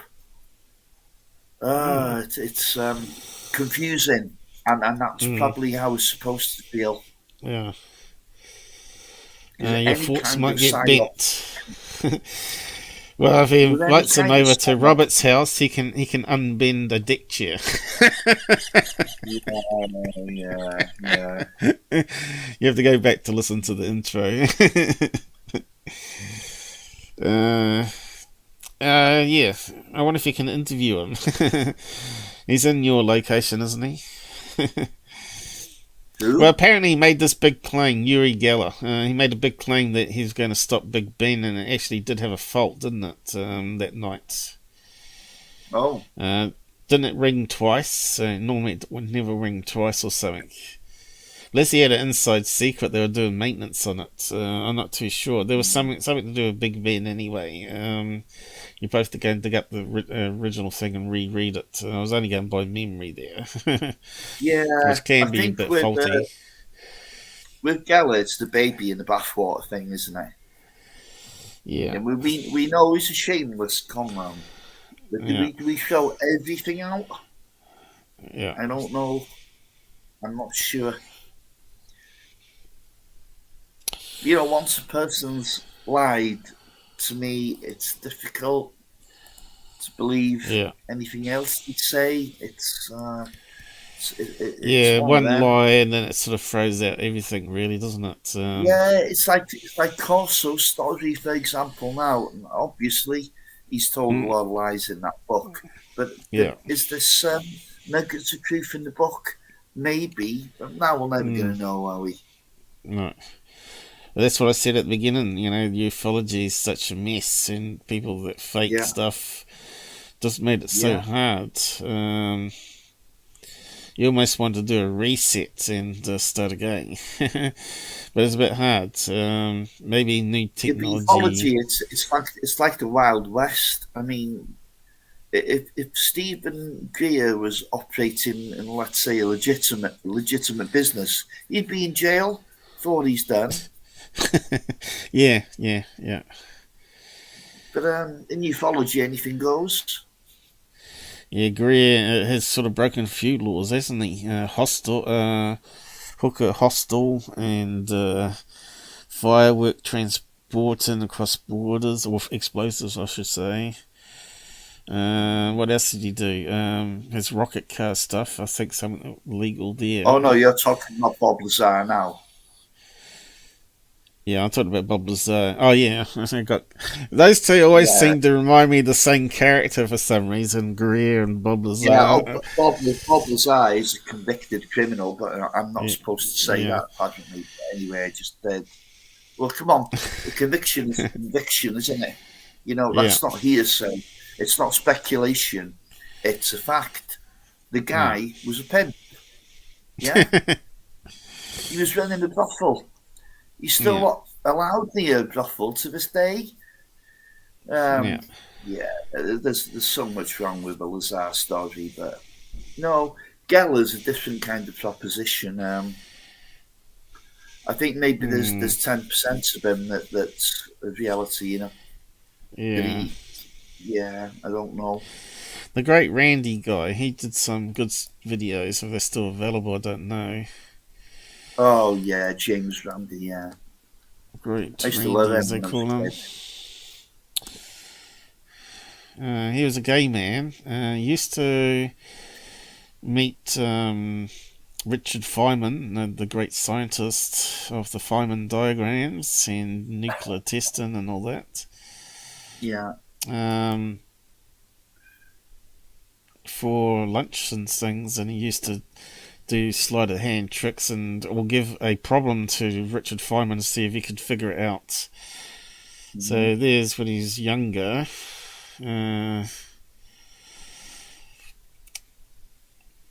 Whether we got any links to videos, I don't know. But I don't know. I suppose someone's running his institute where he was offering $1 million if they can prove their claim of being a psychic and all that sort of stuff. And if you ever watch some of his stuff to university students, it's actually really, really entertaining. Often he'll go on stage and you have these glasses on, right? And he will talk about seeing is not always believing, because you can be mistaken. And he would pull off the glasses and stick his finger through the glass and say, "Oh, there you go, you thought I was wearing glasses the whole time," and then just frames. So he does little tricks like that, because he's actually an illusionist and magician. And he's able to detect a lot of the tricks that the frauds were using and stuff. Yeah, he was actually a really clever guy. So who's going to replace someone like him? I don't know. No. But go and check out his videos. Must be quite a few up. I think you got it all wrong with UFOs, though. Yeah, when you're a skeptic like that doesn't have actually any personal experiences with ghosts or UFOs, you're always going to be a skeptic, right? But maybe it's who you associate with, whether you're going to have any experiences. So I would love for him to go, there was a recent show on TV, not sure if anyone's seen it, with Josh Gates. He's quite a funny guy, but Expedition X been put up a few really good episodes on stuff, especially paranormal. And they went to this island, to old forts, civil forts, and caught this strange, almost looked like a CGI paranormal thing walking across the back wall. It was really strange what they caught on their high definition cameras. It looked so good it had to be faked, because the way it was sort of glitching and moving across, it almost looked like it was like in the Matrix or something. But yeah, that's the sort of place that you need to take this great Randy to when that sort of stuff happens, and see if he could explain it away, because that would have been a really good series. But no one actually did that with him, where he'd go along with the ghost hunters and debunk the claims, because that would have been a really good show in my book. And UFO, of course, UFO hunting, night sky, because he would definitely apply a lot of science and use the applications properly. The problem we've got in ufology is people filming the sky, but they're not using the applications to debunk it themselves, like plane lights and satellites. There's apps that can track all that now with the connection of the internet and phones. So, yeah. So where do we want to go from here? Let you talk again. Yeah, I was just going to say, actually, I wonder how many people, I wonder what the percentage is of people now study ufology and believe that UFOs are reality.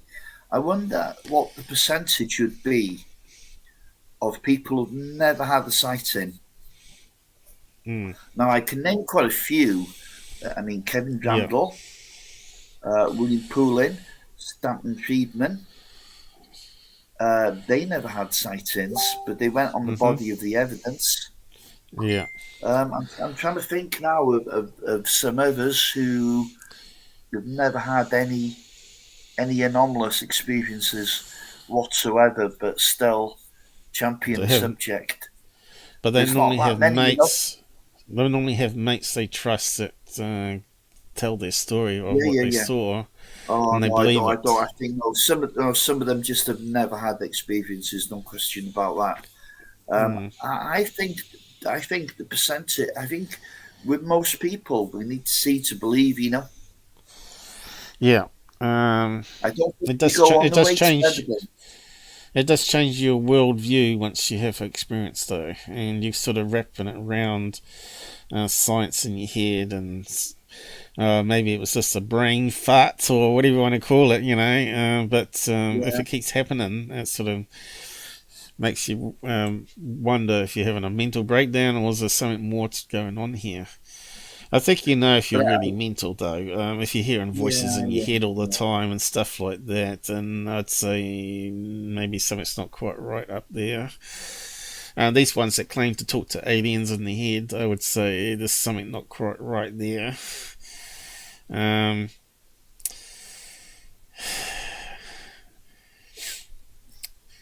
God, you have to prove that you got to. Yeah, I think long-range communication with aliens, that's the dodgy one. If that was in the same room, maybe. But you have to prove maybe you got a chip that's inside your actual brain itself or something, or on the neck or something like that, to be able to claim long-range telepathic communication. I think it's just not possible myself. And of course, a lot of people do have these implants, so maybe that's after that they get more feelings or something, that they're going to get something happen that night or whatever. We can't discount it completely, but the thing is, my experience, I had zero telepathic communication, so that side of it I can't validate myself. That's why I want more visits. I want them to come back. I want them to come back in the daytime and actually let me go aboard the craft and fly away. That's when I really, really want to believe in it. I'm pretty sure that you probably would do the same. If they landed over your house and said, do you want to come with us? You say yes, as long as you bring me back in, say, 2 hours or whatever, because I've got a boxing match on. Okay, so they can. Yeah, are you going to believe them?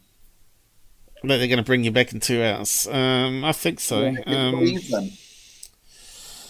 I never. Hold on a minute. No, these guys. Do you know what I mean? I don't know. Something tells me they don't mean to be harmful. That's how I feel it myself. I don't know. I don't know. I'm not. I think okay, they got. Look, I'm not into this bad alien stuff, but no, I think it's not just. into this. I think they got this like insect mentality. Insects. They one might lose its leg and it will just carry on working, right? Or like an ant or whatever. I think that's sort of like that. Where they don't have the same. This nonsense, to be honest, it's going a little bit too far now. Everyone's trying to make contact with these things and they don't even know what they are. They're saviors. No. They're all light. I don't think you can make contact because I don't think they're lapdogs, so they won't come to your calling. I think that's just nonsense. I think they're only coming to you because they're on a mission. They've got something they want to do or fact find. It depends if you buy Dr. Stephen Greer's CE5 device. They're only $10, folks. Go get yourself one, yeah. Yeah, app on your phone? I don't think so. But they're talking about meditation, breathing, all that sort of stuff, right? I just don't buy it. Because there'd be lots of... But there's another cult that was also on Expedition X where they went to... I can't remember where it was now. Some Asian country, and they went up to the temple, and it was all blocked off by government guys that didn't want anyone going there. And then they were up there, and then they saw a UFO that was up there, and they start chasing it down and trying to film it and fall over and all that sort of stuff. But they said there was some sort of ionized smell in the air. So that kind of, proved that there was something real happening. But could it be like a government drone that they were chasing? Because I kind of had that feeling that the government were clamping down on the site. They're going to have surveillance. It's the size, size of a normal drone sort of thing, petrol-powered type drone. Mm-hmm. I think he said it was ionized fumey smell. Kind of makes me sound like hydrogen fuel cells. When he mentioned that sort of popped into my head and think, oh, it's one of those government drones. So yeah, I'm not sure if you watched the episodes or this season yet of Expedition X, but there are some interesting stuff on there you should go and check out on UFOs and paranormal. I just generally don't have the time for TV shows, and when I do watch them, I find that I'm not learning anything from them. It's not my way. But they got a couple. They got a couple on UFOs and the Nimitz and stuff, and when they interviewed the guys, they made blunders, didn't they? Was it this season or last season they did that? I can't remember now. Yeah, well, let's try and stay on the UFO topic now. But one of the guys said the UFOs was super cold, and which was wrong. Because he was referring to the TV mode where it wasn't thermal picture and it was black, right? And the thermal was pure white, which was very hot. So yeah, he got that totally wrong, and I thought, well, these are the guys that are meant to really know what they're watching, and they're giving wrong information on TV, and now, that just sort of shocked me. But there's another series, The Proof is out there. Have you seen that yet? Paul, I won't be seeing it either. I'm Season 2. Now, I've done some reviews and breakdowns on it. If you've not seen it, it's really hit and miss. Really hit and miss, and they got Mick West on there now, so you probably would want to watch it and have a laugh. How wrong Mick West gets things wrong. So anyway. Go and check out my Twitter posts and stuff. Okay. Right then. I do actually post to Nick West, and will you stop talking? Yeah, I will in a minute. I do post to Mick West. He never replies. What's that tell you? Your friends with Mick West. Makes you a big knobhead. No, he doesn't answer me. He's scared of me. Oh wow, that's not so bad. You're not too bad. You're okay. Yeah, you're doing okay. I'll carry on then. And you got yes, we got Mike hour. Camden down the side chat here. Yeah, half an hour. Yeah, so he's like he's had some very anomalous experiences, abduction type experiences, and he's saying there implants are control mechanism. Or implants are about control. Yeah, implants. Yeah, I think so. Yeah, I think so as well. I think that has to be the case, doesn't it? Yeah, and now we got the government doing that with C-19 and passports and all that sort of stuff. Yeah. Yeah, they're saying you won't get paid or do this or get a job now if you don't do what they say. It's like a new world order for sure. But anyway, everybody's going to be chipped, like their pet dog. Yeah, I know. It's a bit like China. It's going that way. Yeah. Yeah, they call it the social credit system, don't they? There was actually a good episode on Black Mirror. If people watch that sci-fi series, there's one where they're talking about the social credit. And this woman was trying to get to a wedding party. It was actually a really good episode, and she runs into all this problem that her social rating wasn't high enough to hire a car, and all this sort of stuff. So go and check it out. And it's quite an entertaining latest series, I think it was. But yeah, carry on. Yeah, sure, man. We've gone so far away from UFOs that I don't really know what to say next. Well, you started ESP, but that sort of comes under telepathic communication that we were talking about before, though. But, it does, and to me, it's the most sophisticated way that you could communicate. It breaks every language barrier, doesn't it? Yeah. How it's done. That experience I had, which is one I don't like to particularly talk about too often, I basically felt like I was just told to go to sleep, and it was a telepathic message. And despite what was going on, I should never have gone to sleep. It wouldn't have been my normal reaction, but That's exactly what happened. That was a telepathic message. There was no doubt about that. Right. The only thing I got was a ringing, a buzzing in one ear, which normally I got tennis ear, and that's now way in the background. It used to be a lot louder than it used to be, and that's sort of disappearing now, which is kind of strange. But it used to have this high pitch sound. It was so loud. It was like, literally, that's how loud it was in my head. And it was always in my left ear. That could be a physical condition. It could be, but it's really strange. And that's when normally I had the buzzing when strange things happened that particular night, though. But anyway, I won't go over and talk about that because it's really for you to talk about your stuff. But, a lot of people have commented over the years. People who have abduction experiences said that ringing in the ears is the first sign that something's going to happen. It's kind of an ominous sign. Yeah, that's what I've noticed. I used to be totally skeptical on abductions and all this, and now I'm not. Yeah. So,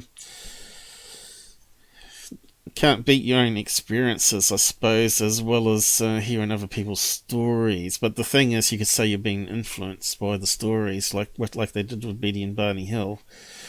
Maybe which I think is bullshit. I don't think my dreams are really crazy and have nothing to do with aliens most of the time. And people I've never ever met either as well, and in full colour, like you're standing and actually watching what's going down rather than actually being inside the dream. It's kind of weird, my dreams, but yeah, some of them quite disturbing too. Past lives, maybe, I don't know. I've actually got a journal here. I'll just show it to you quickly. Hey John, how's it going? Yeah, John's been down the side chat for a while. This is from I Kate didn't see him. Yeah. She sent this from the States. It's a rough transcript. It could be made into a book. And it's a dream journal. But it ain't no normal dream journal, I can tell you that. Obviously, if this is to be believed, a lot of what she dreams it happens. It's a premonition rather than a dream, and that's quite a disturbing thing. That must weigh on your mind. You're dreaming something, and you see something happen, especially if it's somebody, maybe somebody that's close to you, somebody you know, somebody you don't know who's famous. Well, she predicted Reagan's shooting, and she predicted the Pope's shooting in 1980, wasn't it? Did Billy Meyer? She wrote letters to both of them before the incident actually happened. Yeah. And all the ends back up. Very interesting lady, Kate. Yeah. But then Michael Horn's going on about 200 correct predictions from Billy Meyer, and I'm thinking, what a load of crap. I don't know why we're talking about Billy Meyer. No.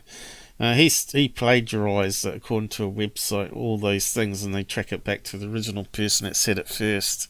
But anyway, I'm a wee bit sceptical of some that have these premonitions. There's another guy that's as fraud we know that's also doing that sort of thing, and that's David Wilcox. Yeah. So there's a bit of stuff that he's been doing lately with the so-called warehouse and flying cars idea. I can't be bothered with that crap myself. We were talking about stuff in DMs on Discord. Did you want to bring up any of that today? About what? Stuff in DMs about a UFO picture. Do you want to talk about anything like that today?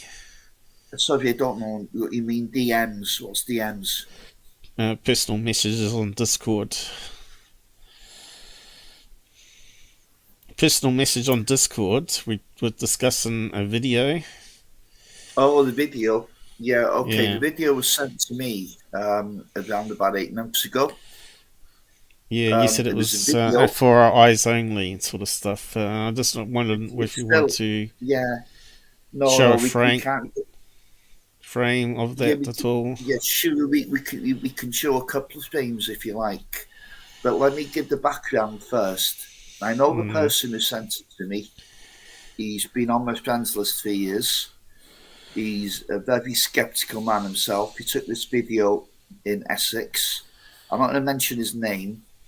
The video, the raw footage is about 18 seconds long.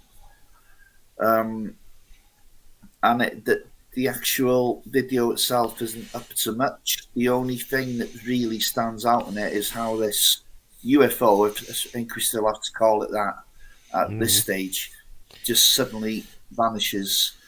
Yeah. And there seems to be a distortion field around the craft itself. Yeah. Yeah. But the still from the video was more impressive than the video itself. And and that was the question I had with you: is how did he get? Whereabouts was it in the video that he got it from? How did he process it? I saw video. Looks like when he zoomed in, he changed the aspect ratio, stretching it out a bit. But still, it could be an object.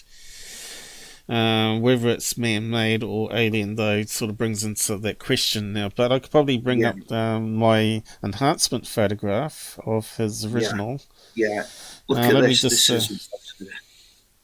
Let me just find it and bring it up so you don't actually see all the other stuff, because we don't know, because we have to keep it private, don't we? Okay. You've got me on full screen at the moment. You don't need me. Yeah, I'll shrink your deck down. I'll just find my enhancements I did. People will be interested in this.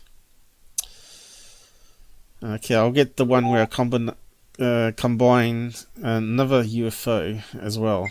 I'll just go through it here. Let's just bring it up. Okay, I'll drag it across. Okay, this is my enhancement of his frame from a video. And I applied several filters to try and bring out the actual objects through which looked like thick vapor going through. So I thought, wow, wait till we see the video on this one. Prove it. But it kind of looks like a typical classic flying saucer, as you can see here in my enhancement of it. I'll show you the original footage in a minute. Here, I'm not too sure whether that was atmospheric down here. You can't play the video, Paul. No, I'm not going to play the video. I'm just showing my enhancements of it. I'll just bring up the next one. Okay. Now this one here, I've added on one that was made public from Earl Grey, and he also said it was an open going MUFON case, and the video is not allowed to be public either. And have a look at this side by side. This is like a exclusive, by the way. And here we got Earl Grey's case number, MUFON case number. I don't know what the number is. It's still open. It's still hidden from public for years now. And you can see here it's the classic flying hat. And he said this one seemed to open up and disappear into a portal, but he said it looked like it was distorting, doing some crazy stuff before this frame here, which is meant to be the best one. So could it be the same craft? I suppose it could. We could see a dome that's going up on this one. But could it be just simply this one over here, a Milo balloon that got stretched? Milo balloons do have this sort of indent, and if you look at the video, it looked more circular. And I think what happened is in the video processing, he stretched it and made it more into a saucer-like. But we couldn't pull that image from the video ourselves. So I reckon some other additional processing went on that we need to find out about to try and replicate it. What gets me with this one on the left now is the clear line. It's a really hard-cut line there. Yeah, it is. Yeah. Yeah, it looks really credible. It looks really credible. This one's harder to debunk as a balloon. This one over here, the Earl Grey one.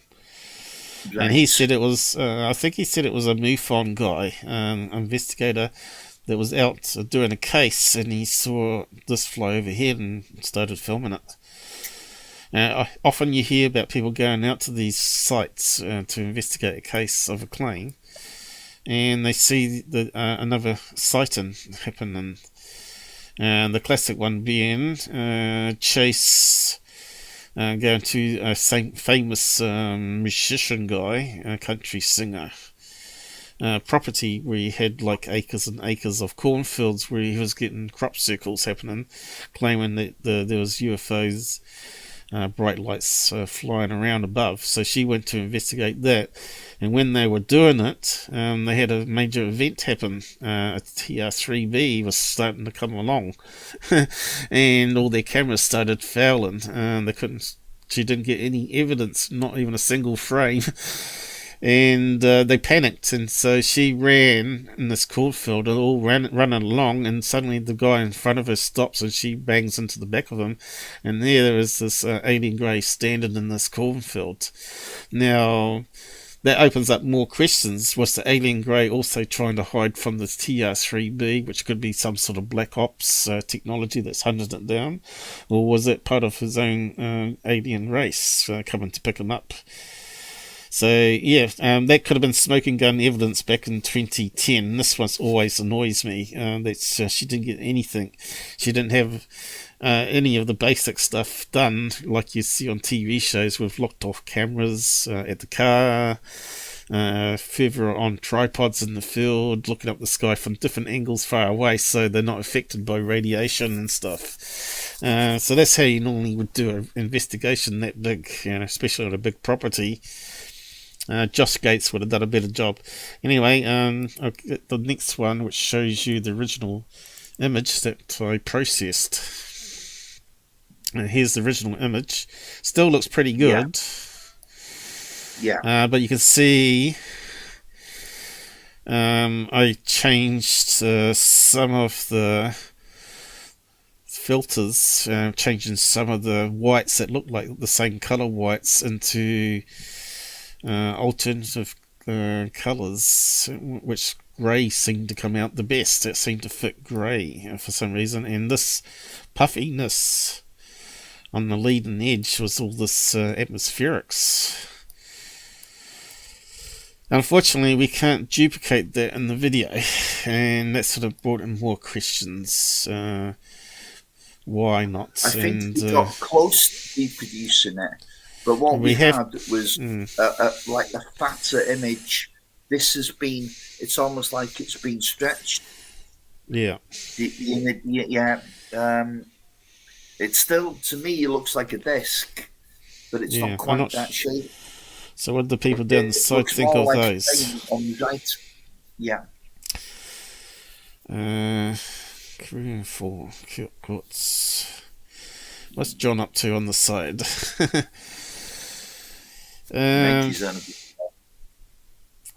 Yeah, I haven't got time to go through all that, but I think that's all we can show, unfortunately, guys. I would love to get my hands on both those videos and analyze them myself, and would give my verdict. But this one's interesting. Almost looks like it's got a doorway on this one. So if I zoom into this one, almost looks like a doorway or windows maybe happening. Ooh. There's like some kind of transparency there, isn't there? But I don't know what the filters have done to it. Yeah. Now you can see there's almost like a distortion wave here as well, leading the front of it. And atmospherics. But we've got vertical lines in front of this one.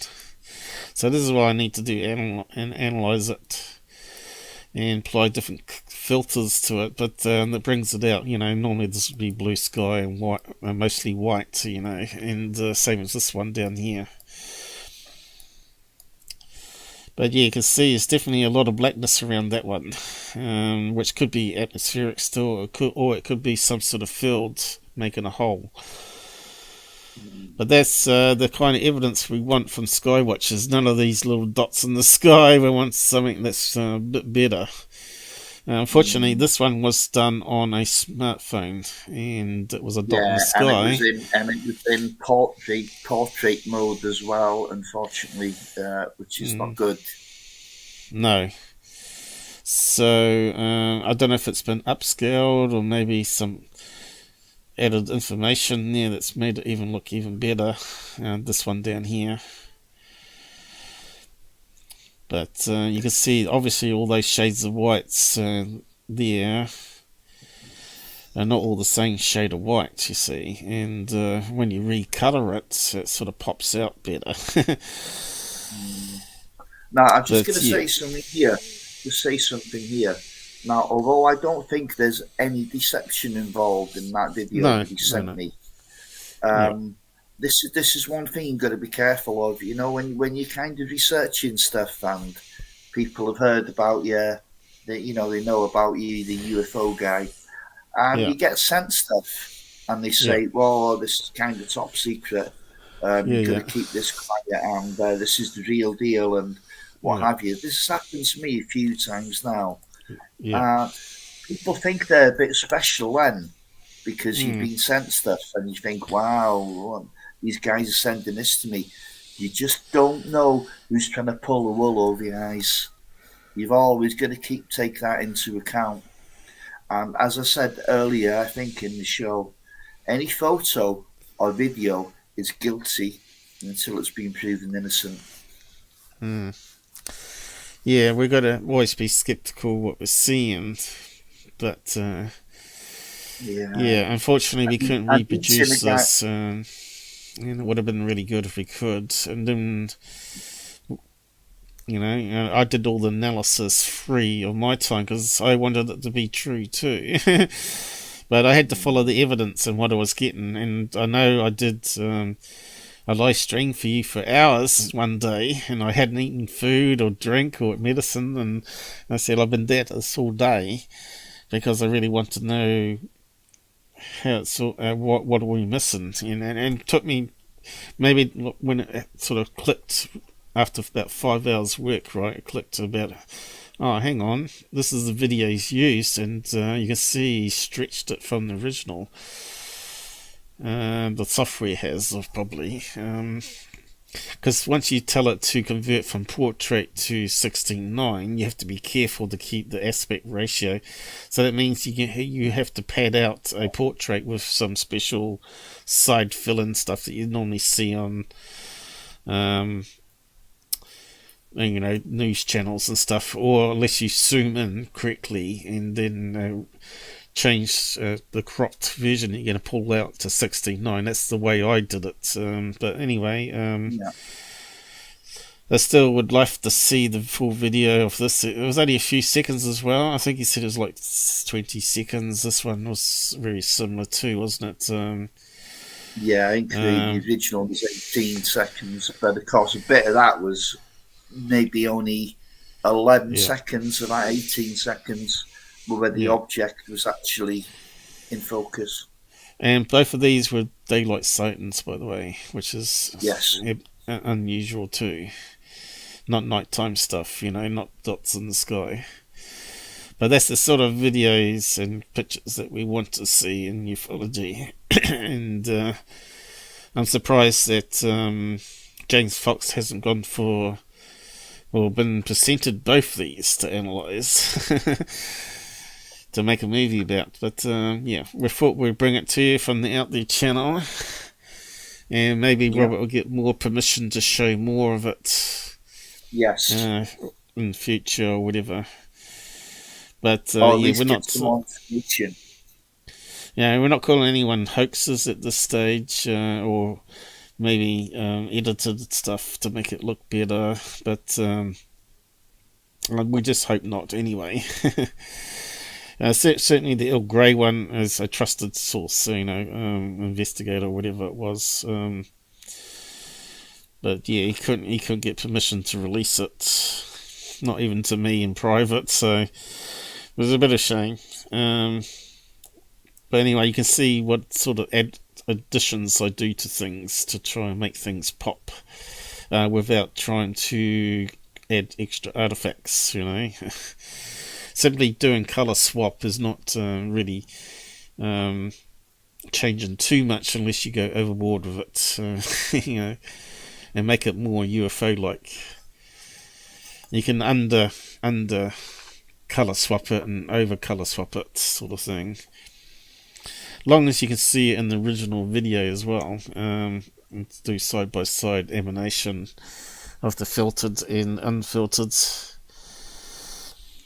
So yeah, probably got to wrap up soon. Yeah, sure. But I thought that would be a good thing to end on that anyway. Definitely. Yeah. Well, next week, hopefully we'll have Michael on. I don't know if you're still here, Michael.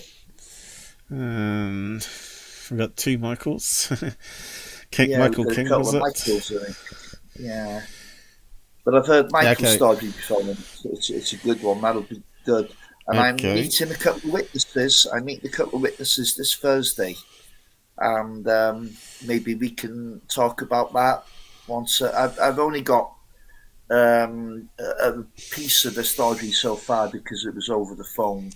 I really thought it was better to meet up. So I'm going to go out 20 miles from me, Bangor, meet them on Thursday afternoon. And right. You're taking your laptop, are you? I'll probably take some kind of device, whether it's going to be recording or whether I just take a pen and paper. I don't know. So when he's coming on, is he coming on? Are you giving them our special link to join our show, or is he popping around your house? No, Michael is. Oh, I can't remember where Michael lives now, but he's miles away from me. But geez, that don't matter. All he needs is a link to join you. Jitsi. Yeah, and I don't need to be part of it if you want to test it with him. Meantime, make sure it's working. Oh God, no, Paul, you're the host. You're always the host, mate. Yeah, but no, but I mean, we both can jump into the room together and test things out. I think you don't need me in there. I've got all the advanced. I got the advanced options because it was created with my account ID, but. Somehow they embed it on this server. Something to do with security and the way they do it. Make it. That's what I like about the Jitsi meeting. Normally it's really high quality. Today we've not really had any glitches like we've been having with your ISP, so maybe they've sorted that out now.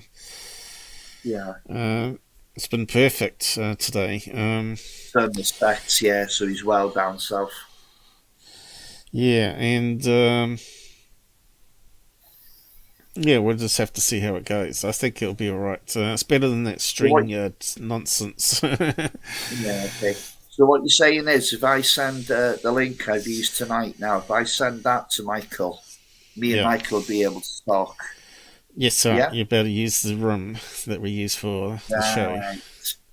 Okay. So you can make sure it works. And the key is, though, always... give permission to the mic and video. Often it asks you, do you allow recording, which is obviously what you're doing. So you have to say yes. People are paranoid about security and all that sort of stuff. Mm-hmm. And spying and all that. Hey, I thought I turned off all those icons, so it doesn't matter. I must have turned them back on, forgot to turn off. So yeah, we're going to wrap up there, guys. I've got to go and get the jab now. We could talk for hours on this stuff, and relate it to our own experiences, of course, which we have done a wee bit tonight. And just keep filming, keep looking up. You never know what you're going to catch. I reckon people need to get these colour and night vision cameras. I think we might be able to get some interesting captures on those, although it does still suffer from overexposure. So yeah, the technology can only get better. But I think they're about colour night vision cameras. If you're loaded, go and get one and have a play with, and also a P1000, of course, Nikon. They're about the same price, about $1,200 US dollars. So I haven't seen many stuff from you, Robert. You've got a P1000. Where's all your UFO videos? I've got a lovely balloon. Yeah, I don't think I've seen many balloons in New Zealand. Seen lots of planes. Until I noticed it was going the same way as the wind, and I zoomed in, and there was this like string hanging off it. I thought, yeah. No, no. Well, yeah, I suppose you got to keep on video. You never know if you're going to get lucky or not.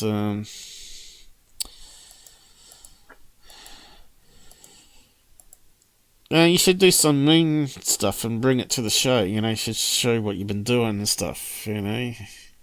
Yeah, sure.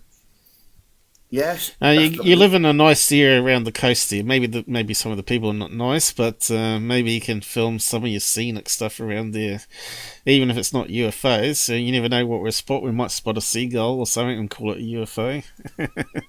Oh yeah, I tell you, if you don't believe in aliens, all you have to do around here is open the curtains, mate.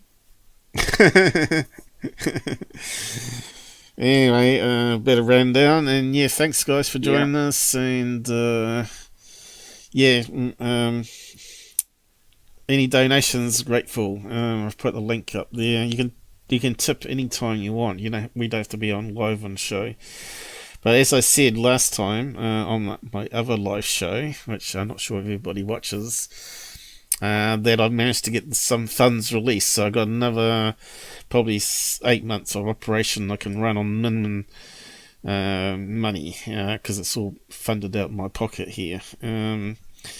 We did get some donations in 2020, but not many in 21. I think I've only got about $10 worth of donations this year. So yeah, so the links there, you got PayPal, and you got don't worry, we'll keep it going. And Patreon would be good too.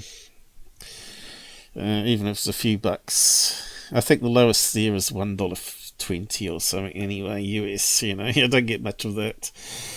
But yeah, it's more the support, I suppose, and people watching that counts more than anything in this field. Yeah. And also discussion on the side chat and being proper person rather than a troll that a lot of people seem to suffer from nowadays. So anyway, I'll just put up the end credits, and stay safe on the roads. And Corona. And we got 2 hours and 12 minutes, I think. That's not too bad.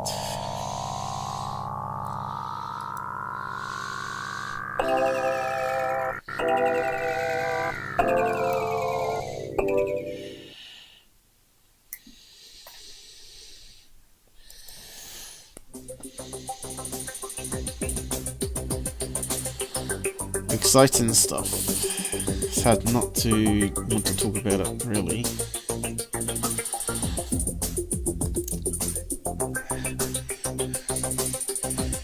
Maybe we should do a marathon show where we're streaming constantly for 8 hours and then start another 8 hours. I think you can do 8 hours, or was it 12 hours on Google?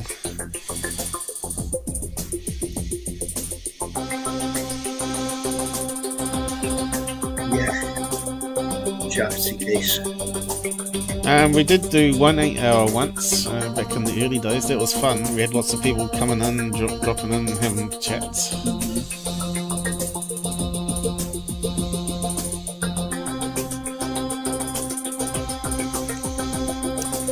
The Kiwi's wrapping up his bed in the satellite dish, and the Matrix kittens arrived. So that's good night all. Good night.